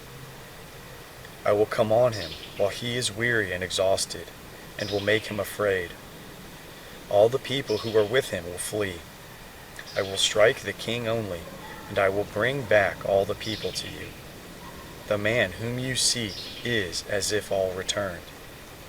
All the people shall be in peace." The saying pleased Absalom well, and all the elders of Israel. Then Absalom said, "Now call Hushai the Archite also, and let us hear likewise what he says." When Hushai had come to Absalom, Absalom spoke to him, saying, "Ahithophel has spoken like this. Shall we do what he says? If not, speak up." Hushai said to Absalom, "The counsel that Ahithophel has given this time is not good." Hushai said, moreover, "You know your father and his men, that they are mighty men, and they are fierce in their minds, like a bear robbed of her cubs in the field. Your father is a man of war, and will not lodge with the people. Behold, he is now hidden in some pit, or in some other place. It will happen, when some of them have fallen at the first, that whoever hears it will say, 'There is a slaughter among the people who follow Absalom.' Even he who is valiant, whose heart is as the heart of a lion, will utterly melt. For all Israel knows that your father is a mighty man, and those who are with him are valiant men. But I counsel that all Israel be gathered together to you, from Dan even to Beersheba, as the stand that is by the Father for multitude, as the sand that is by the sea for multitude, and that you go to battle in your own person. So we will come on him in some place where he will be found, and we will light on him as the dew falls on the ground, when we will not leave so much as one of him, or of all the men who are with him.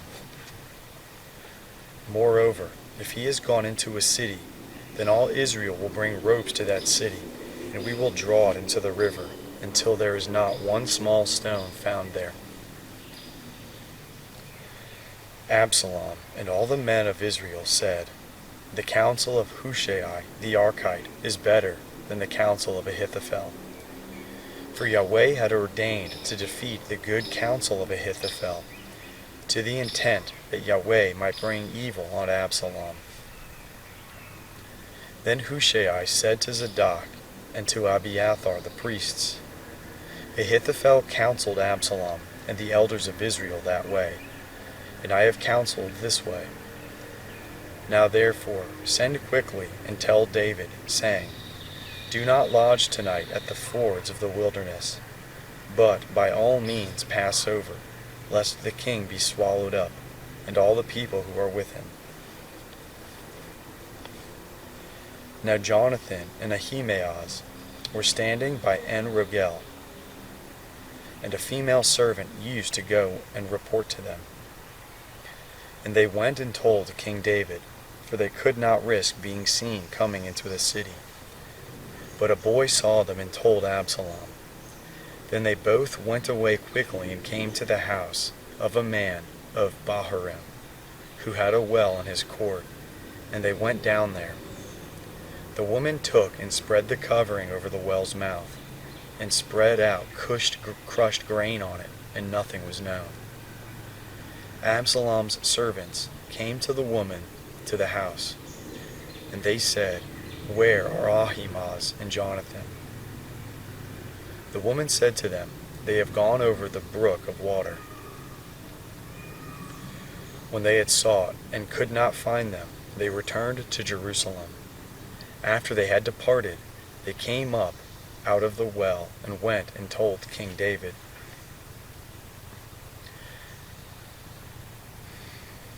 And they said to David, Arise, and pass quickly over the water, for thus has Ahithophel counseled against you.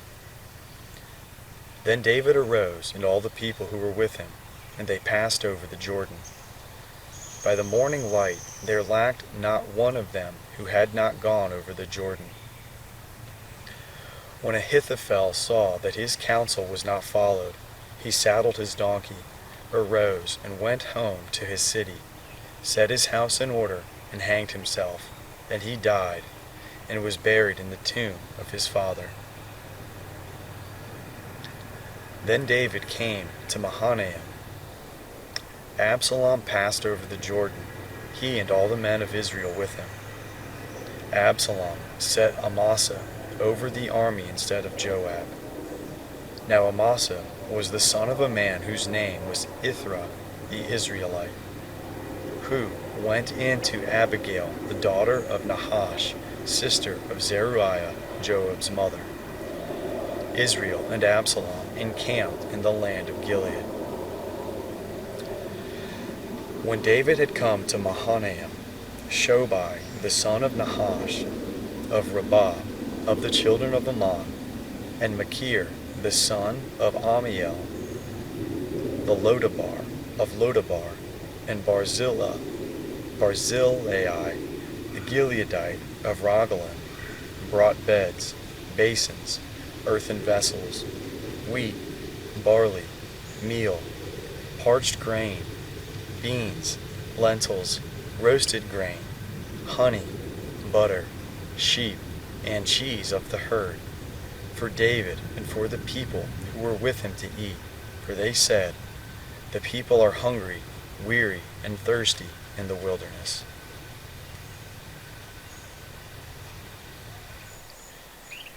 David counted the people who were with him, and set captains of thousands and captains of hundreds over them. David sent the people out, a third part under the hand of Joab, and a third part under the hand of Abishai, the son of Zeruiah, Joab's brother, and a third part under the hand of Ittai the Gittite. The king said to the people, "I will also surely go out with you myself." But the people said, "You shall not go out, for if we flee away, they will not care for us. Neither, if half of us die, will they care for us. But you are worth 10,000 of us. Therefore, now it is better that you are ready to help us out of the city." The king said to them, "I will do what seems best to you." The king stood beside the gate, and all the people went out by hundreds and by thousands. The king commanded Joab and Abishai and Ittai, saying, "Deal gently for my sake with the young man Absalom." All the people heard when the king commanded all the captains concerning Absalom. So the people went out into the field against Israel, and the battle was in the forest of Ephraim. The people of Israel were struck there before David's servants, and there was a great slaughter there that day of 20,000 men. For the battle was there spread over the surface of all the country, and the forest devoured more people that day than the sword devoured. Absalom happened to meet David's servants. Absalom was riding on his mule, and the mule went under the thick boughs of a great oak, and his head caught hold of the oak, and he was hanging between the sky and the earth, and the mule that was under him went on. A certain man saw it, and told Joab, and said, "Behold, I saw Absalom hanging in an oak." Joab said to the man who told him, "Behold, you saw it, and why didn't you strike him there to the ground? I would have given you 10 pieces of silver and a sash." The man said to Joab, "Though I should receive 1,000 pieces of silver in my hand, I still would not stretch out my hand against the king's son. For in our hearing the king commanded you, and Abishai and Ittai, saying, 'Beware that no one touch the young man Absalom. Otherwise, if I had dealt falsely against his life, and there is no matter hidden from the king, then you yourself would have set yourself against me. And then Joab said, I am not going to wait like this with you. He took 3 darts in his hand and thrust them through Absalom's heart while he was still alive in the middle of the oak. 10 young men who bore Joab's armor surrounded and struck Absalom and killed him. Joab blew the trumpet, and the people returned from pursuing after Israel, for Joab held the people back. They took Absalom and cast him into a great pit in the forest, and raised over him a very great heap of stones. Then all Israel fled, each to his own tent. Now Absalom, in his lifetime, had taken and reared up for himself the pillar which is in the king's valley, for he said, I have no son to keep my name in memory. He called the pillar after his own name. It is called Absalom's monument to this day. Then Ahimaaz, the son of Zadok, said, Let me now run and carry the king news, how Yahweh has avenged him of his enemies. Joab said to him, You must not be the bearer of news today, but you must carry news another day. But today you must carry no news, because the king's son is dead. Then Joab said to the Cushite, Go, tell the king what you have seen. The Cushite bowed himself to Joab and ran. Then Ahimaaz the son of Zadok said yet again to Joab, But come what may, please let me also run after the Cushite. Joab said, Why do you want to run, my son, since you will have no reward for the news? But come what may, he said, I will run. He said to him, Run.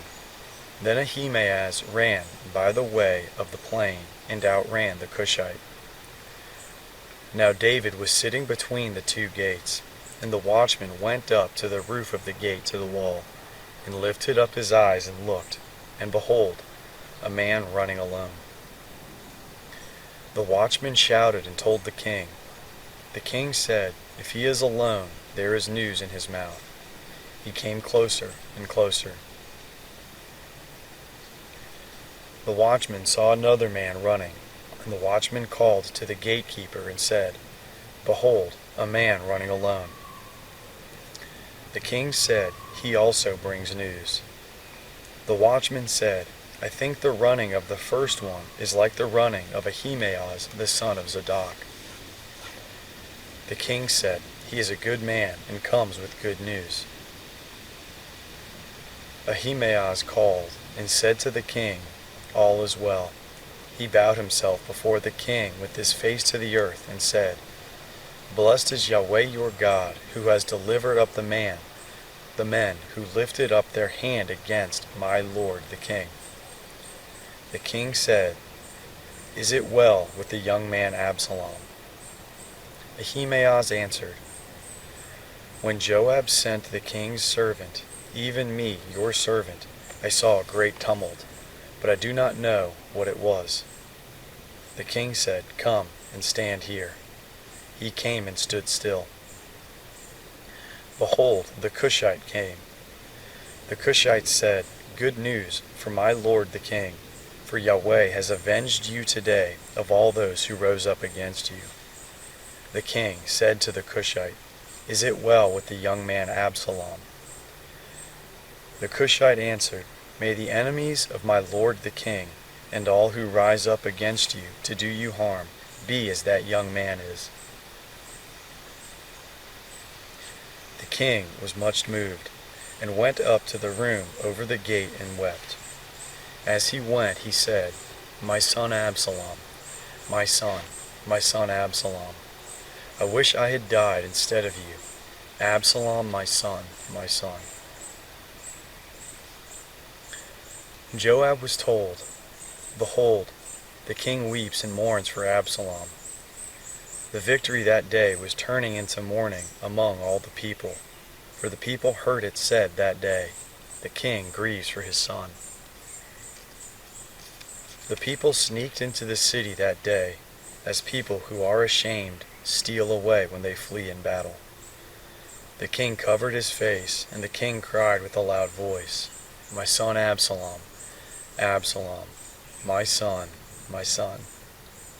Joab came into the house to the king and said, "Today you have shamed the faces of all your servants, who today have saved your life and the lives of your sons and of your daughters, and the lives of your wives and the lives of your concubines, in that you love those who hate you and hate those who love you. For you have declared today that princes and servants are nothing to you. For today I perceive that if Absalom had lived and we had all died today, then it would have pleased you well. Now therefore arise, go out and speak to comfort your servants. For I swear by Yahweh, if you do not go out, not a man will stay with you this night. That would be worse to you than all the evil that has happened to you from your youth until now." Then the king arose and sat in the gate. The people were all told, "Behold, the king is sitting in the gate." All the people came before the king. Now Israel had fled every man to his tent. All the people were at strife throughout all the tribes of Israel, saying, "The king delivered us out of the hand of our enemies, and he saved us out of the hand of the Philistines, and now he is fled out of the land from Absalom. Absalom, whom he anointed over us, is dead in battle. Now therefore, why don't you speak a word of bringing the king back?"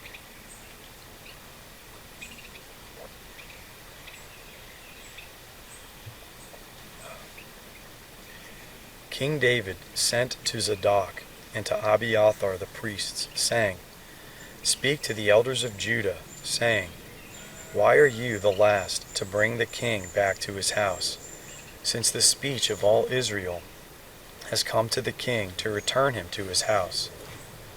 You are my brothers, you are my bone and my flesh. Why then are you the last to bring back the king? Say to Amasa, Aren't you my bone and my flesh? God, do so to me, and more also, if you aren't captain of the army before me continually instead of Joab." He bowed the heart of all the men of Judah, even as one man, so that they sent to the king, saying, "Return, you and all your servants." So the king returned and came to the Jordan. Judah came to Gilgal to go to meet the king, to bring the king over the Jordan. Shimei, the son of Gera, the Benjamite, who was of Bahurim, hurried and came down with the men of Judah to meet King David.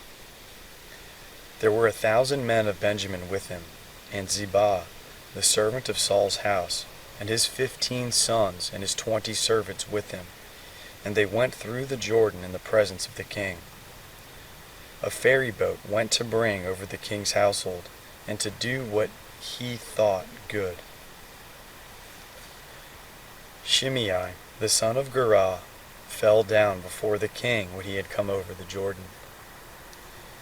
He said to the king, "Do not let my lord impute iniquity to me, or remember that which your servant did perversely the day that my lord the king went out of Jerusalem, that the king should take it to his heart. For your servant knows that I have sinned. Therefore, behold, I have come today as the first of all the house of Joseph to go down to meet my lord the king." But Abishai, the son of Zeruiah, answered, "Shouldn't Shimei be put to death for this, because he cursed Yahweh's anointed?" David said, "What have I to do with you, you sons of Zeruiah, that you should be adversaries to me today? Should any man be put to death today in Israel? For don't I know that I am king over Israel today? The king said to Shimei, "You will not die." The king swore to him. Mephibosheth, the son of Saul, came down to meet the king, and he had neither groomed his feet, nor trimmed his beard, nor washed his clothes, from the day the king departed until the day he came home in peace. When he had come to Jerusalem to meet the king said to him, "Why didn't you go with me, Mephibosheth?" He answered, "My lord, O king, my servant deceived me. For your servant said, I will saddle a donkey for myself, that I may ride on it and go with the king, because your servant is lame. He has slandered your servant to my lord the king. But my lord the king is as an angel of God. Therefore, do what is good in your eyes. For all my father's house were but dead men before my lord the king. Yet you set your servant among those who ate at your own table. What right, therefore, have I yet that I should appeal any more to the king?" The king said to him, "Why do you speak any more of your matters? I say, you and Ziba divide the land." Mephibosheth said to the king, "Yes, let him take all, because my lord the king has come in peace to his own house." Barzillai the Gileadite came down from Rogelim, and he went over the Jordan with the king to conduct him over the Jordan. Now Barzillai was a very aged man, even 80 years old. He had provided the king with sustenance while he stayed at Mahanaim, for he was a very great man. The king said to Barzillai, "Come over with me, and I will sustain you with me in Jerusalem." Barzillai said to the king, "How many are the days of the years of my life, that I should go up with the king to Jerusalem? I am 80 years old today. Can I discern between good and bad? Can your servant taste what I eat or what I drink? Can I hear the voice of singing men and singing women any more? Why then should your servant be a burden to my lord the king? Your servant will just go over the Jordan with the king. Why should the king repay me with such a reward? Please, let your servant turn back again, that I may die in my own city, by the grave of my father and my mother. But behold, your servant Chimham, let him go over with my lord the king, and do to him what seemed good to you." The king answered, "Chimham shall go over with me, and I will do to him that which shall seem good to you. Whatever you request of me, that I will do for you." All the people went over the Jordan, and the king went over. Then the king kissed Barzillai and blessed him, and he returned to his own place. So the king went over to Gilgal, and Chimham went over with him. All the people of Judah brought the king over, and also half the people of Israel. Behold, all the men of Israel came to the king and said to the king, "Why have our brothers, the men of Judah, stolen you away, and brought the king and his household over the Jordan, and all David's men with him?" All the men of Judah answered the men of Israel, "Because the king is a close relative to us. Why then are you angry about this matter? Have we eaten at all at the king's costs? Or has he given us any gift?" The men of Israel answered the men of Judah and said, "We have 10 parts in the king, and we have also more claim to David than you. Why then did you despise us, that our advice should not be first had in bringing back our king?" The words of the men of Judah were fiercer than the words of the men of Israel. There happened to be there a wicked fellow, whose name was Sheba, the son of Bichri, a Benjamite. And he blew the trumpet and said, We have no portion in David, neither have we inheritance in the son of Jesse. Every man to his tents, Israel." So all the men of Israel went up from following David and followed Sheba, the son of Bichri. But the men of Judah joined with their king, from the Jordan even to Jerusalem. David came to his house at Jerusalem, and the king took the 10 women, his concubines, whom he had left to keep the house, and put them in custody, and provided them with sustenance, but did not go into them. So they were shut up in the day of their death, living in widowhood. Then the king said to Amasa, "Call me the men of Judah together within 3 days, and be here present." So Amasa went to call the men of Judah together, but he stayed longer than the set time which had been appointed to him.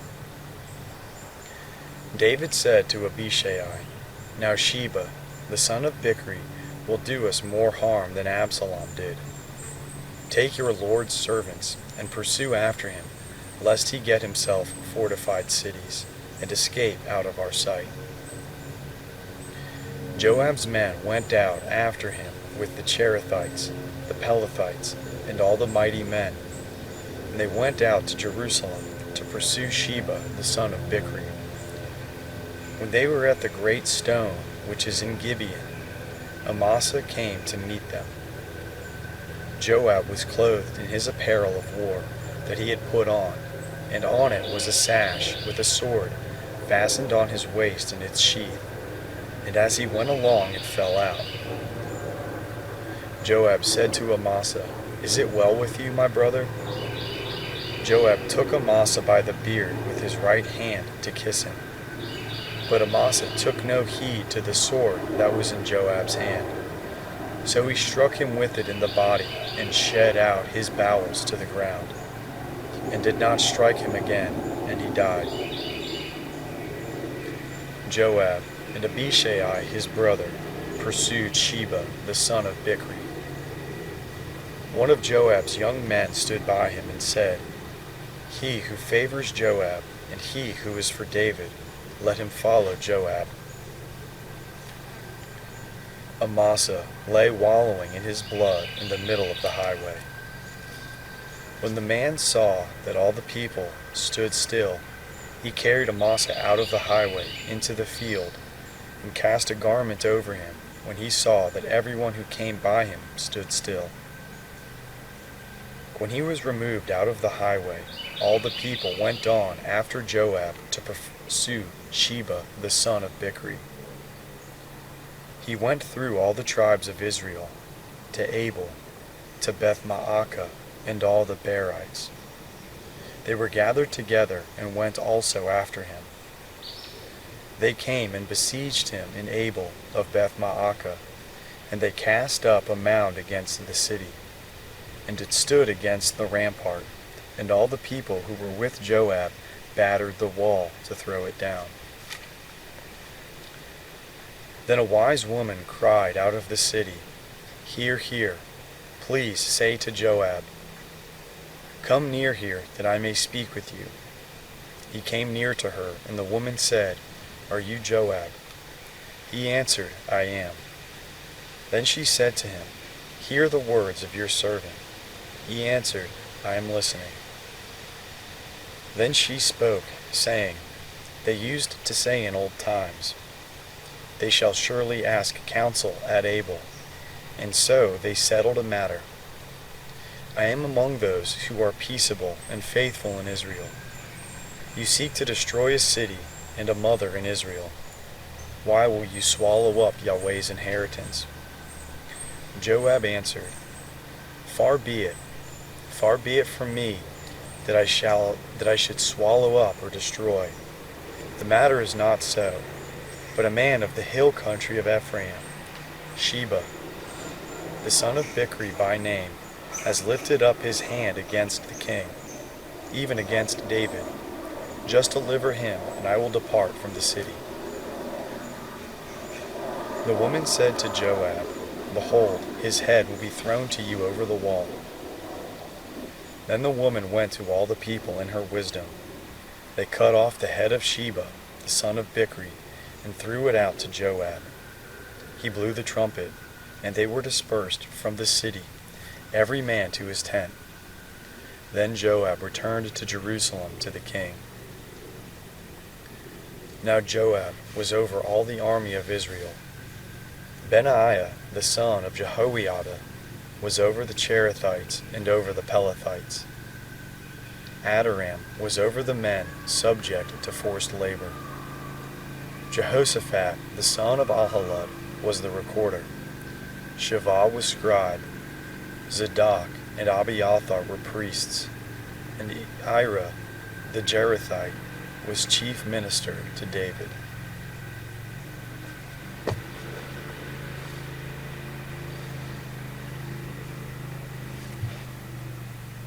There was a famine in the days of David for 3 years, year after year. And David sought the face of Yahweh. Yahweh said, "It is for Saul and for his bloody house, because he put the Gibeonites to death." The king called the Gibeonites and said to them, Now the Gibeonites were not of the children of Israel, but of the remnant of the Amorites, and the children of Israel had sworn to them. And Saul sought to kill them in his zeal for the children of Israel and Judah. And David said to the Gibeonites, What should I do for you, and with what should I make atonement, that you may bless Yahweh's inheritance? The Gibeonites said to him, It is no matter of silver or gold between us and Saul or his house, neither is it for us to put any man to death in Israel. He said, I will do for you whatever you say. They said to the king, The man who consumed us and who plotted against us, that we should be destroyed from remaining in any of the borders of Israel, let 7 men of his sons be delivered to us, and we will hang them up to Yahweh in Gibeah of Saul, the chosen of Yahweh. The king said, I will give them. But the king spared Mephibosheth, the son of Jonathan, the son of Saul, because of Yahweh's oath that was between them, between David and Jonathan, the son of Saul. But the king took the 2 sons of Rizpah, the daughter of Aiah, whom she bore to Saul, Armani, and Mephibosheth, and the 5 sons of Merab, the daughter of Saul, whom she bore to Adriel, the son of Barzillai, and the Maholathite. He delivered them into the hands of the Gibeonites, and they hanged them on the mountain before Yahweh, and all 7 of them fell together. They were put to death in the days of harvest, in the first days at the beginning of barley harvest. Rizpah, the daughter of Aiah, took sackcloth and spread it for herself on the rock, from the beginning of harvest until water poured on them from the sky. She allowed neither the birds of the sky to rest on them by day, nor the animals of the field by night.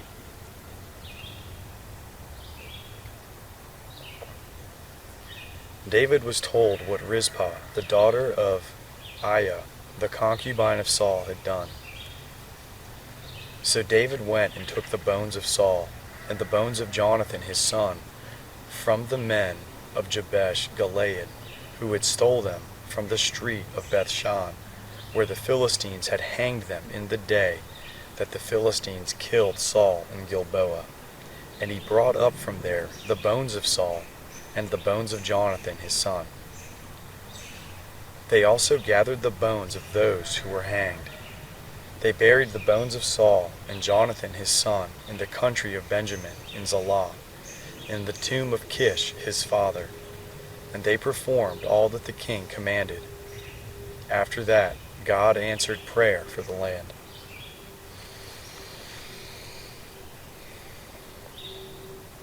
The Philistines had war again with Israel, and David went down and his servants with him, and fought against the Philistines. David grew faint,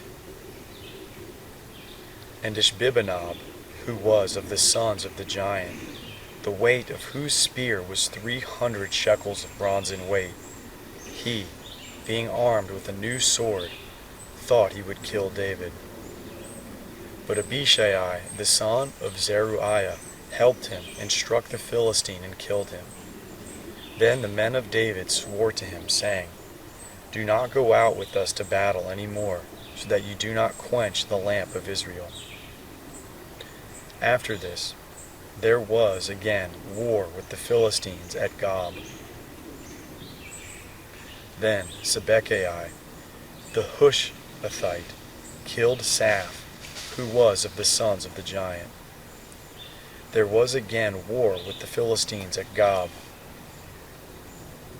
And Elhanan, the son of Jaare-Oregim, the Bethlehemite, killed Goliath the Gittite's brother, the staff of whose spear was like a weaver's beam.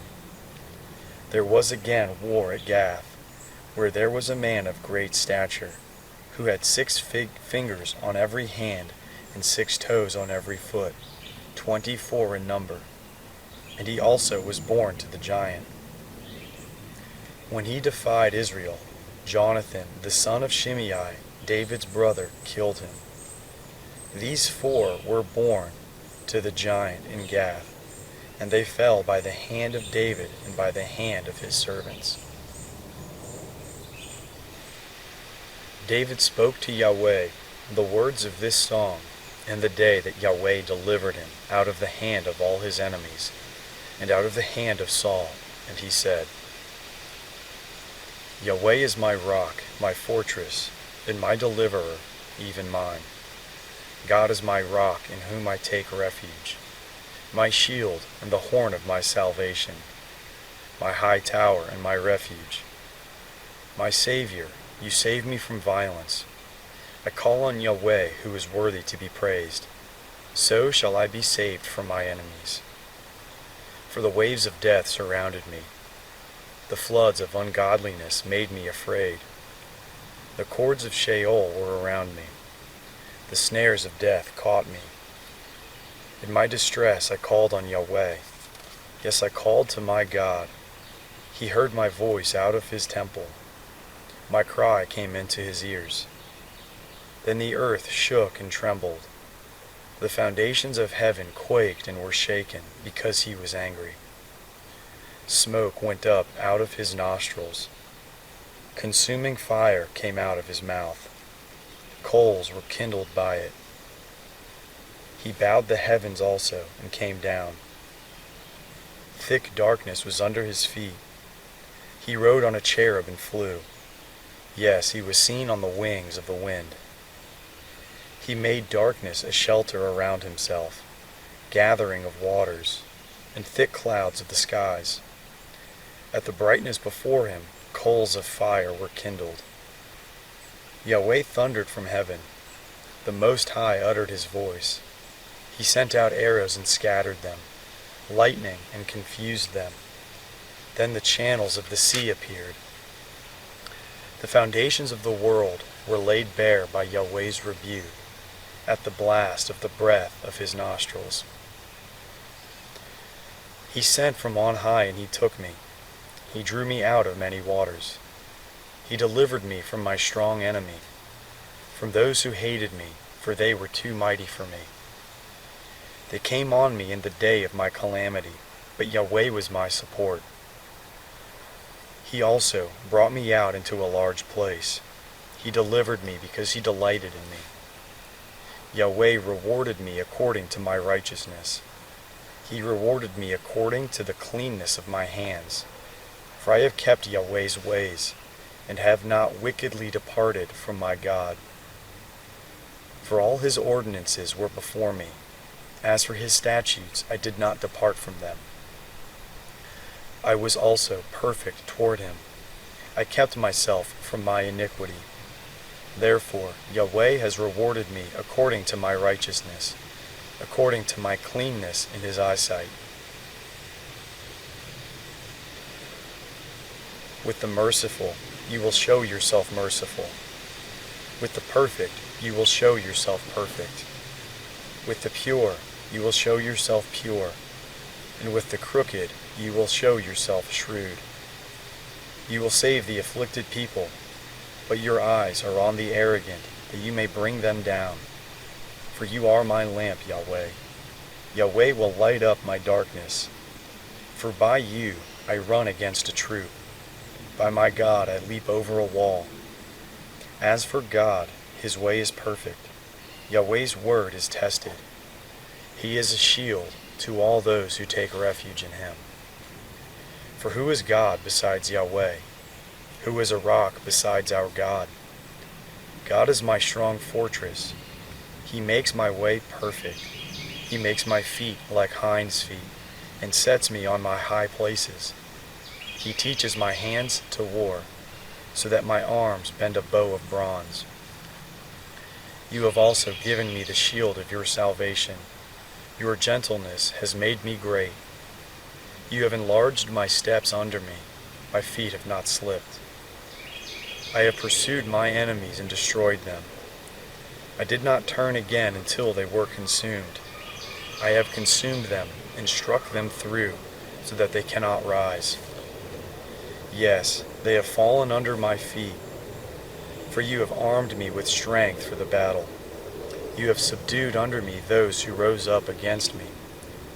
You have also made my enemies turn their backs to me, that I might cut off those who hate me.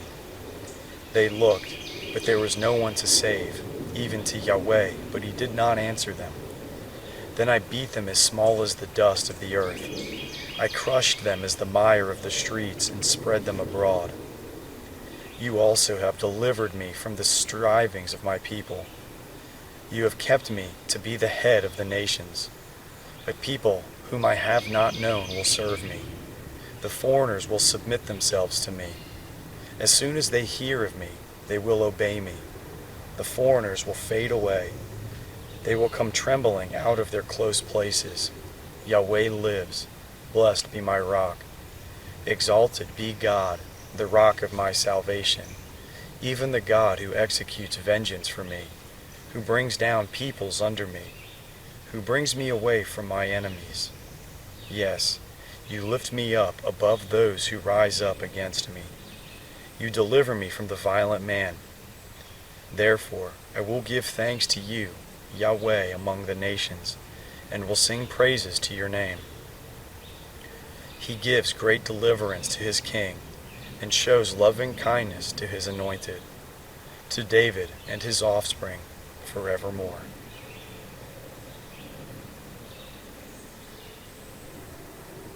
Now these are the last words of David. David, the son of Jesse, says, the man who was raised on high says, the anointed of the God of Jacob, the sweet psalmist of Israel. Yahweh's Spirit spoke by me. His word was on my tongue. The God of Israel said, the Rock of Israel spoke to me, one who rules over men righteously, who rules in the fear of God, shall be as the light of the morning when the sun rises, a morning without clouds, when the tender grass springs out of the earth, through clear, shining after rain. Isn't my house so with God?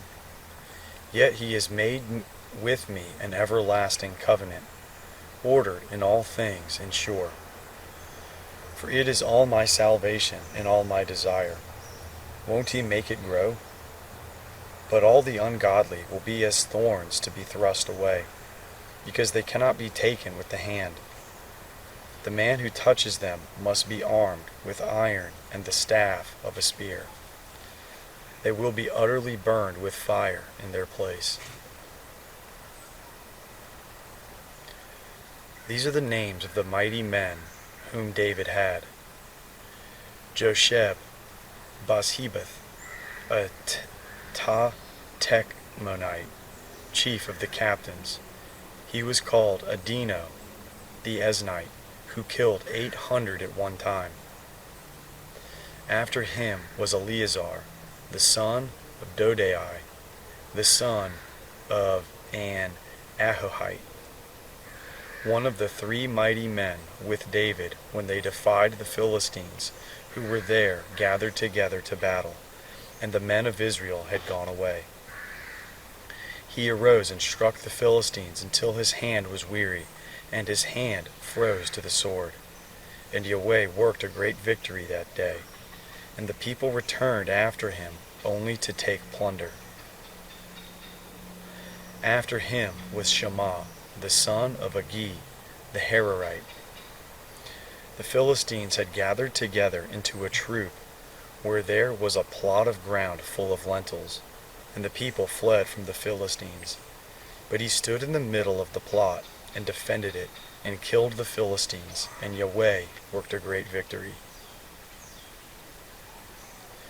3 of the 30 chief men went down and came to David in the harvest time, to the cave of Adullam, and the troop of the Philistines was encamped in the valley of Rephaim. David was then in the stronghold, and the garrison of the Philistines was then in Bethlehem. David said longingly, "Oh, that someone would give me water to drink from the well of Bethlehem, which is by the gate." The 3 mighty men broke through the army of the Philistines, and drew water out of the well of Bethlehem that was by the gate, and took it and brought it to David. But he would not drink of it, but poured it out to Yahweh. He said, "Be it far from me, Yahweh, that I should do this. Isn't this the blood of the men who risked their lives to go?" Therefore he would not drink it. The 3 mighty men did these things. Abishai, the brother of Joab, the son of Zeruiah, was chief of the 3. He lifted up his spear against 300 and killed them, and had a name among the 3. Wasn't he most honorable of the 3? Therefore he was made their captain. However, he was not included as one of the 3. Benaiah, the son of Jehoiada, the son of a valiant man of Kabzeel, who had done mighty deeds, killed the 2 sons of Ariel of Moab. He also went down and killed a lion in the middle of a pit in a time of snow. He killed a huge Egyptian, and the Egyptian had a spear in his hand. But he went down to him with a staff, and plucked the spear out of the Egyptian's hand, and killed him with his own spear. Benaiah, the son of Jehoiada, did these things, and had a name among the 3 mighty men. He was more honorable than the 30, but he did not attain to the 3. David set him over his guard.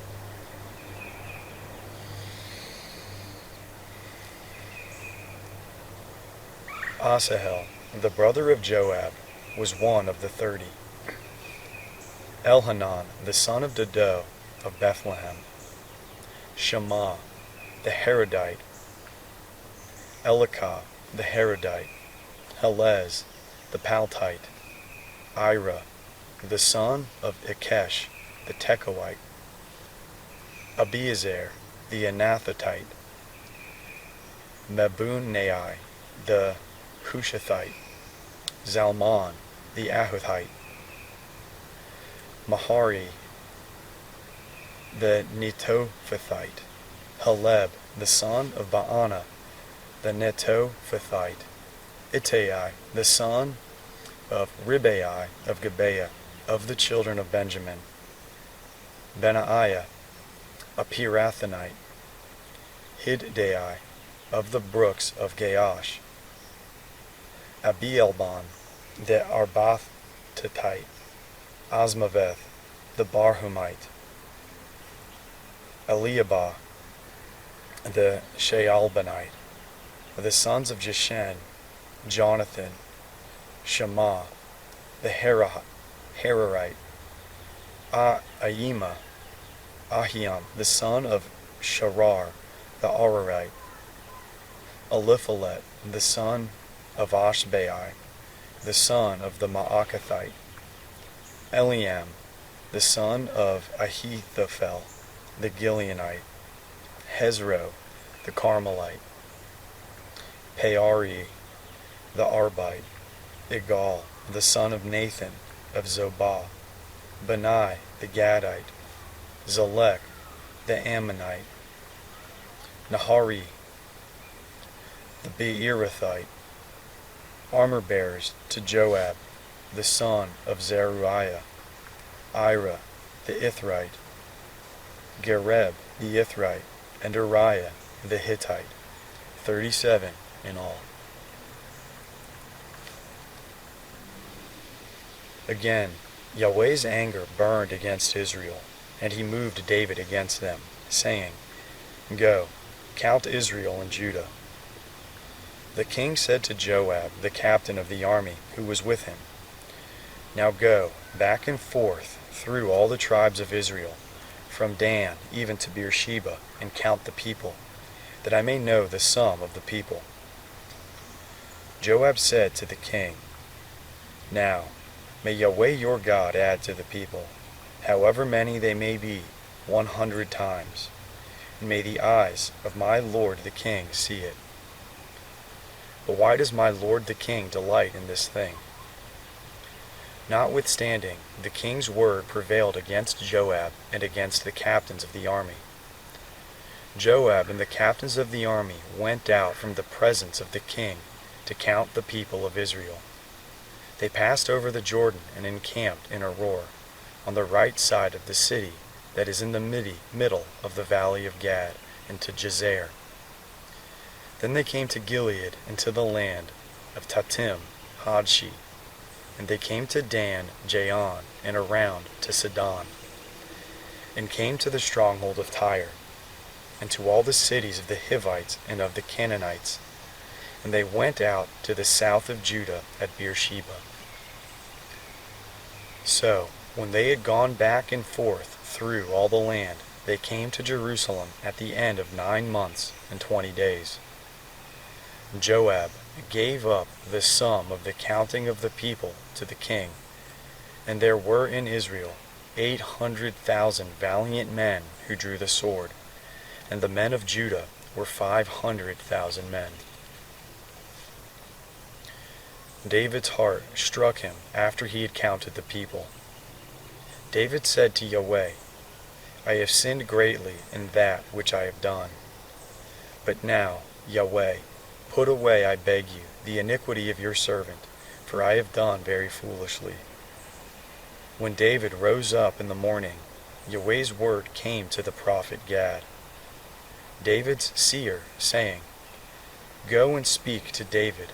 Yahweh says, I offer you 3 things. Choose one of them, that I may do it to you. So Gad came to David and told him, saying, Shall 7 years of famine come to you in your land? Or will you flee 3 months before your foes while they pursue you? Or shall there be 3 days pestilence in your land? Now answer and consider what answer I shall return to him who sent me. David said to Gad, I am in distress. Let us fall now into Yahweh's hand, for his mercies are great. Let me not fall into man's hand. So Yahweh sent a pestilence on Israel from the morning even to the appointed time, and 70,000 men died of the people from Dan even to Beersheba.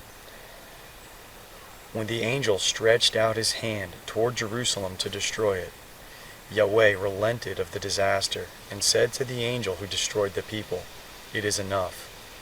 Now withdraw your hand. Yahweh's angel was by the threshing floor of Araunah the Jebusite. David spoke to Yahweh when he saw the angel who struck the people and said, Behold, I have sinned, and I have done perversely. But these sheep, what have they done? Please let your hand be against me and against my father's house.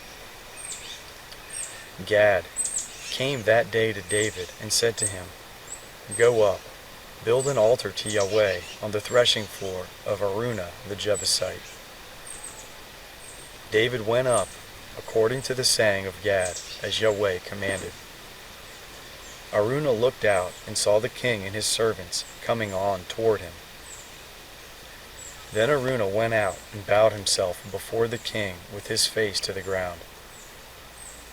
Araunah said, "Why is my lord the king come to his servant?" David said, "To buy your threshing floor, to build an altar to Yahweh, that the plague may be stopped from afflicting the people." Araunah said to David, "Let my lord the king take and offer up what seems good to him. Behold, the cattle for the burnt offering, and the threshing sledges, and the yokes of the oxen for the wood. All this, O king, does Araunah give to the king." Araunah said to the king, "May Yahweh your God accept you." The king said to Araunah, "No, but I will most certainly buy it from you for a price. I will not offer burnt offerings to Yahweh my God which cost me nothing." So David bought the threshing floor and the oxen for 50 shekels of silver. David built an altar to Yahweh there, and offered burnt offerings and peace offerings. So Yahweh was entreated for the land, and the plague was removed from Israel.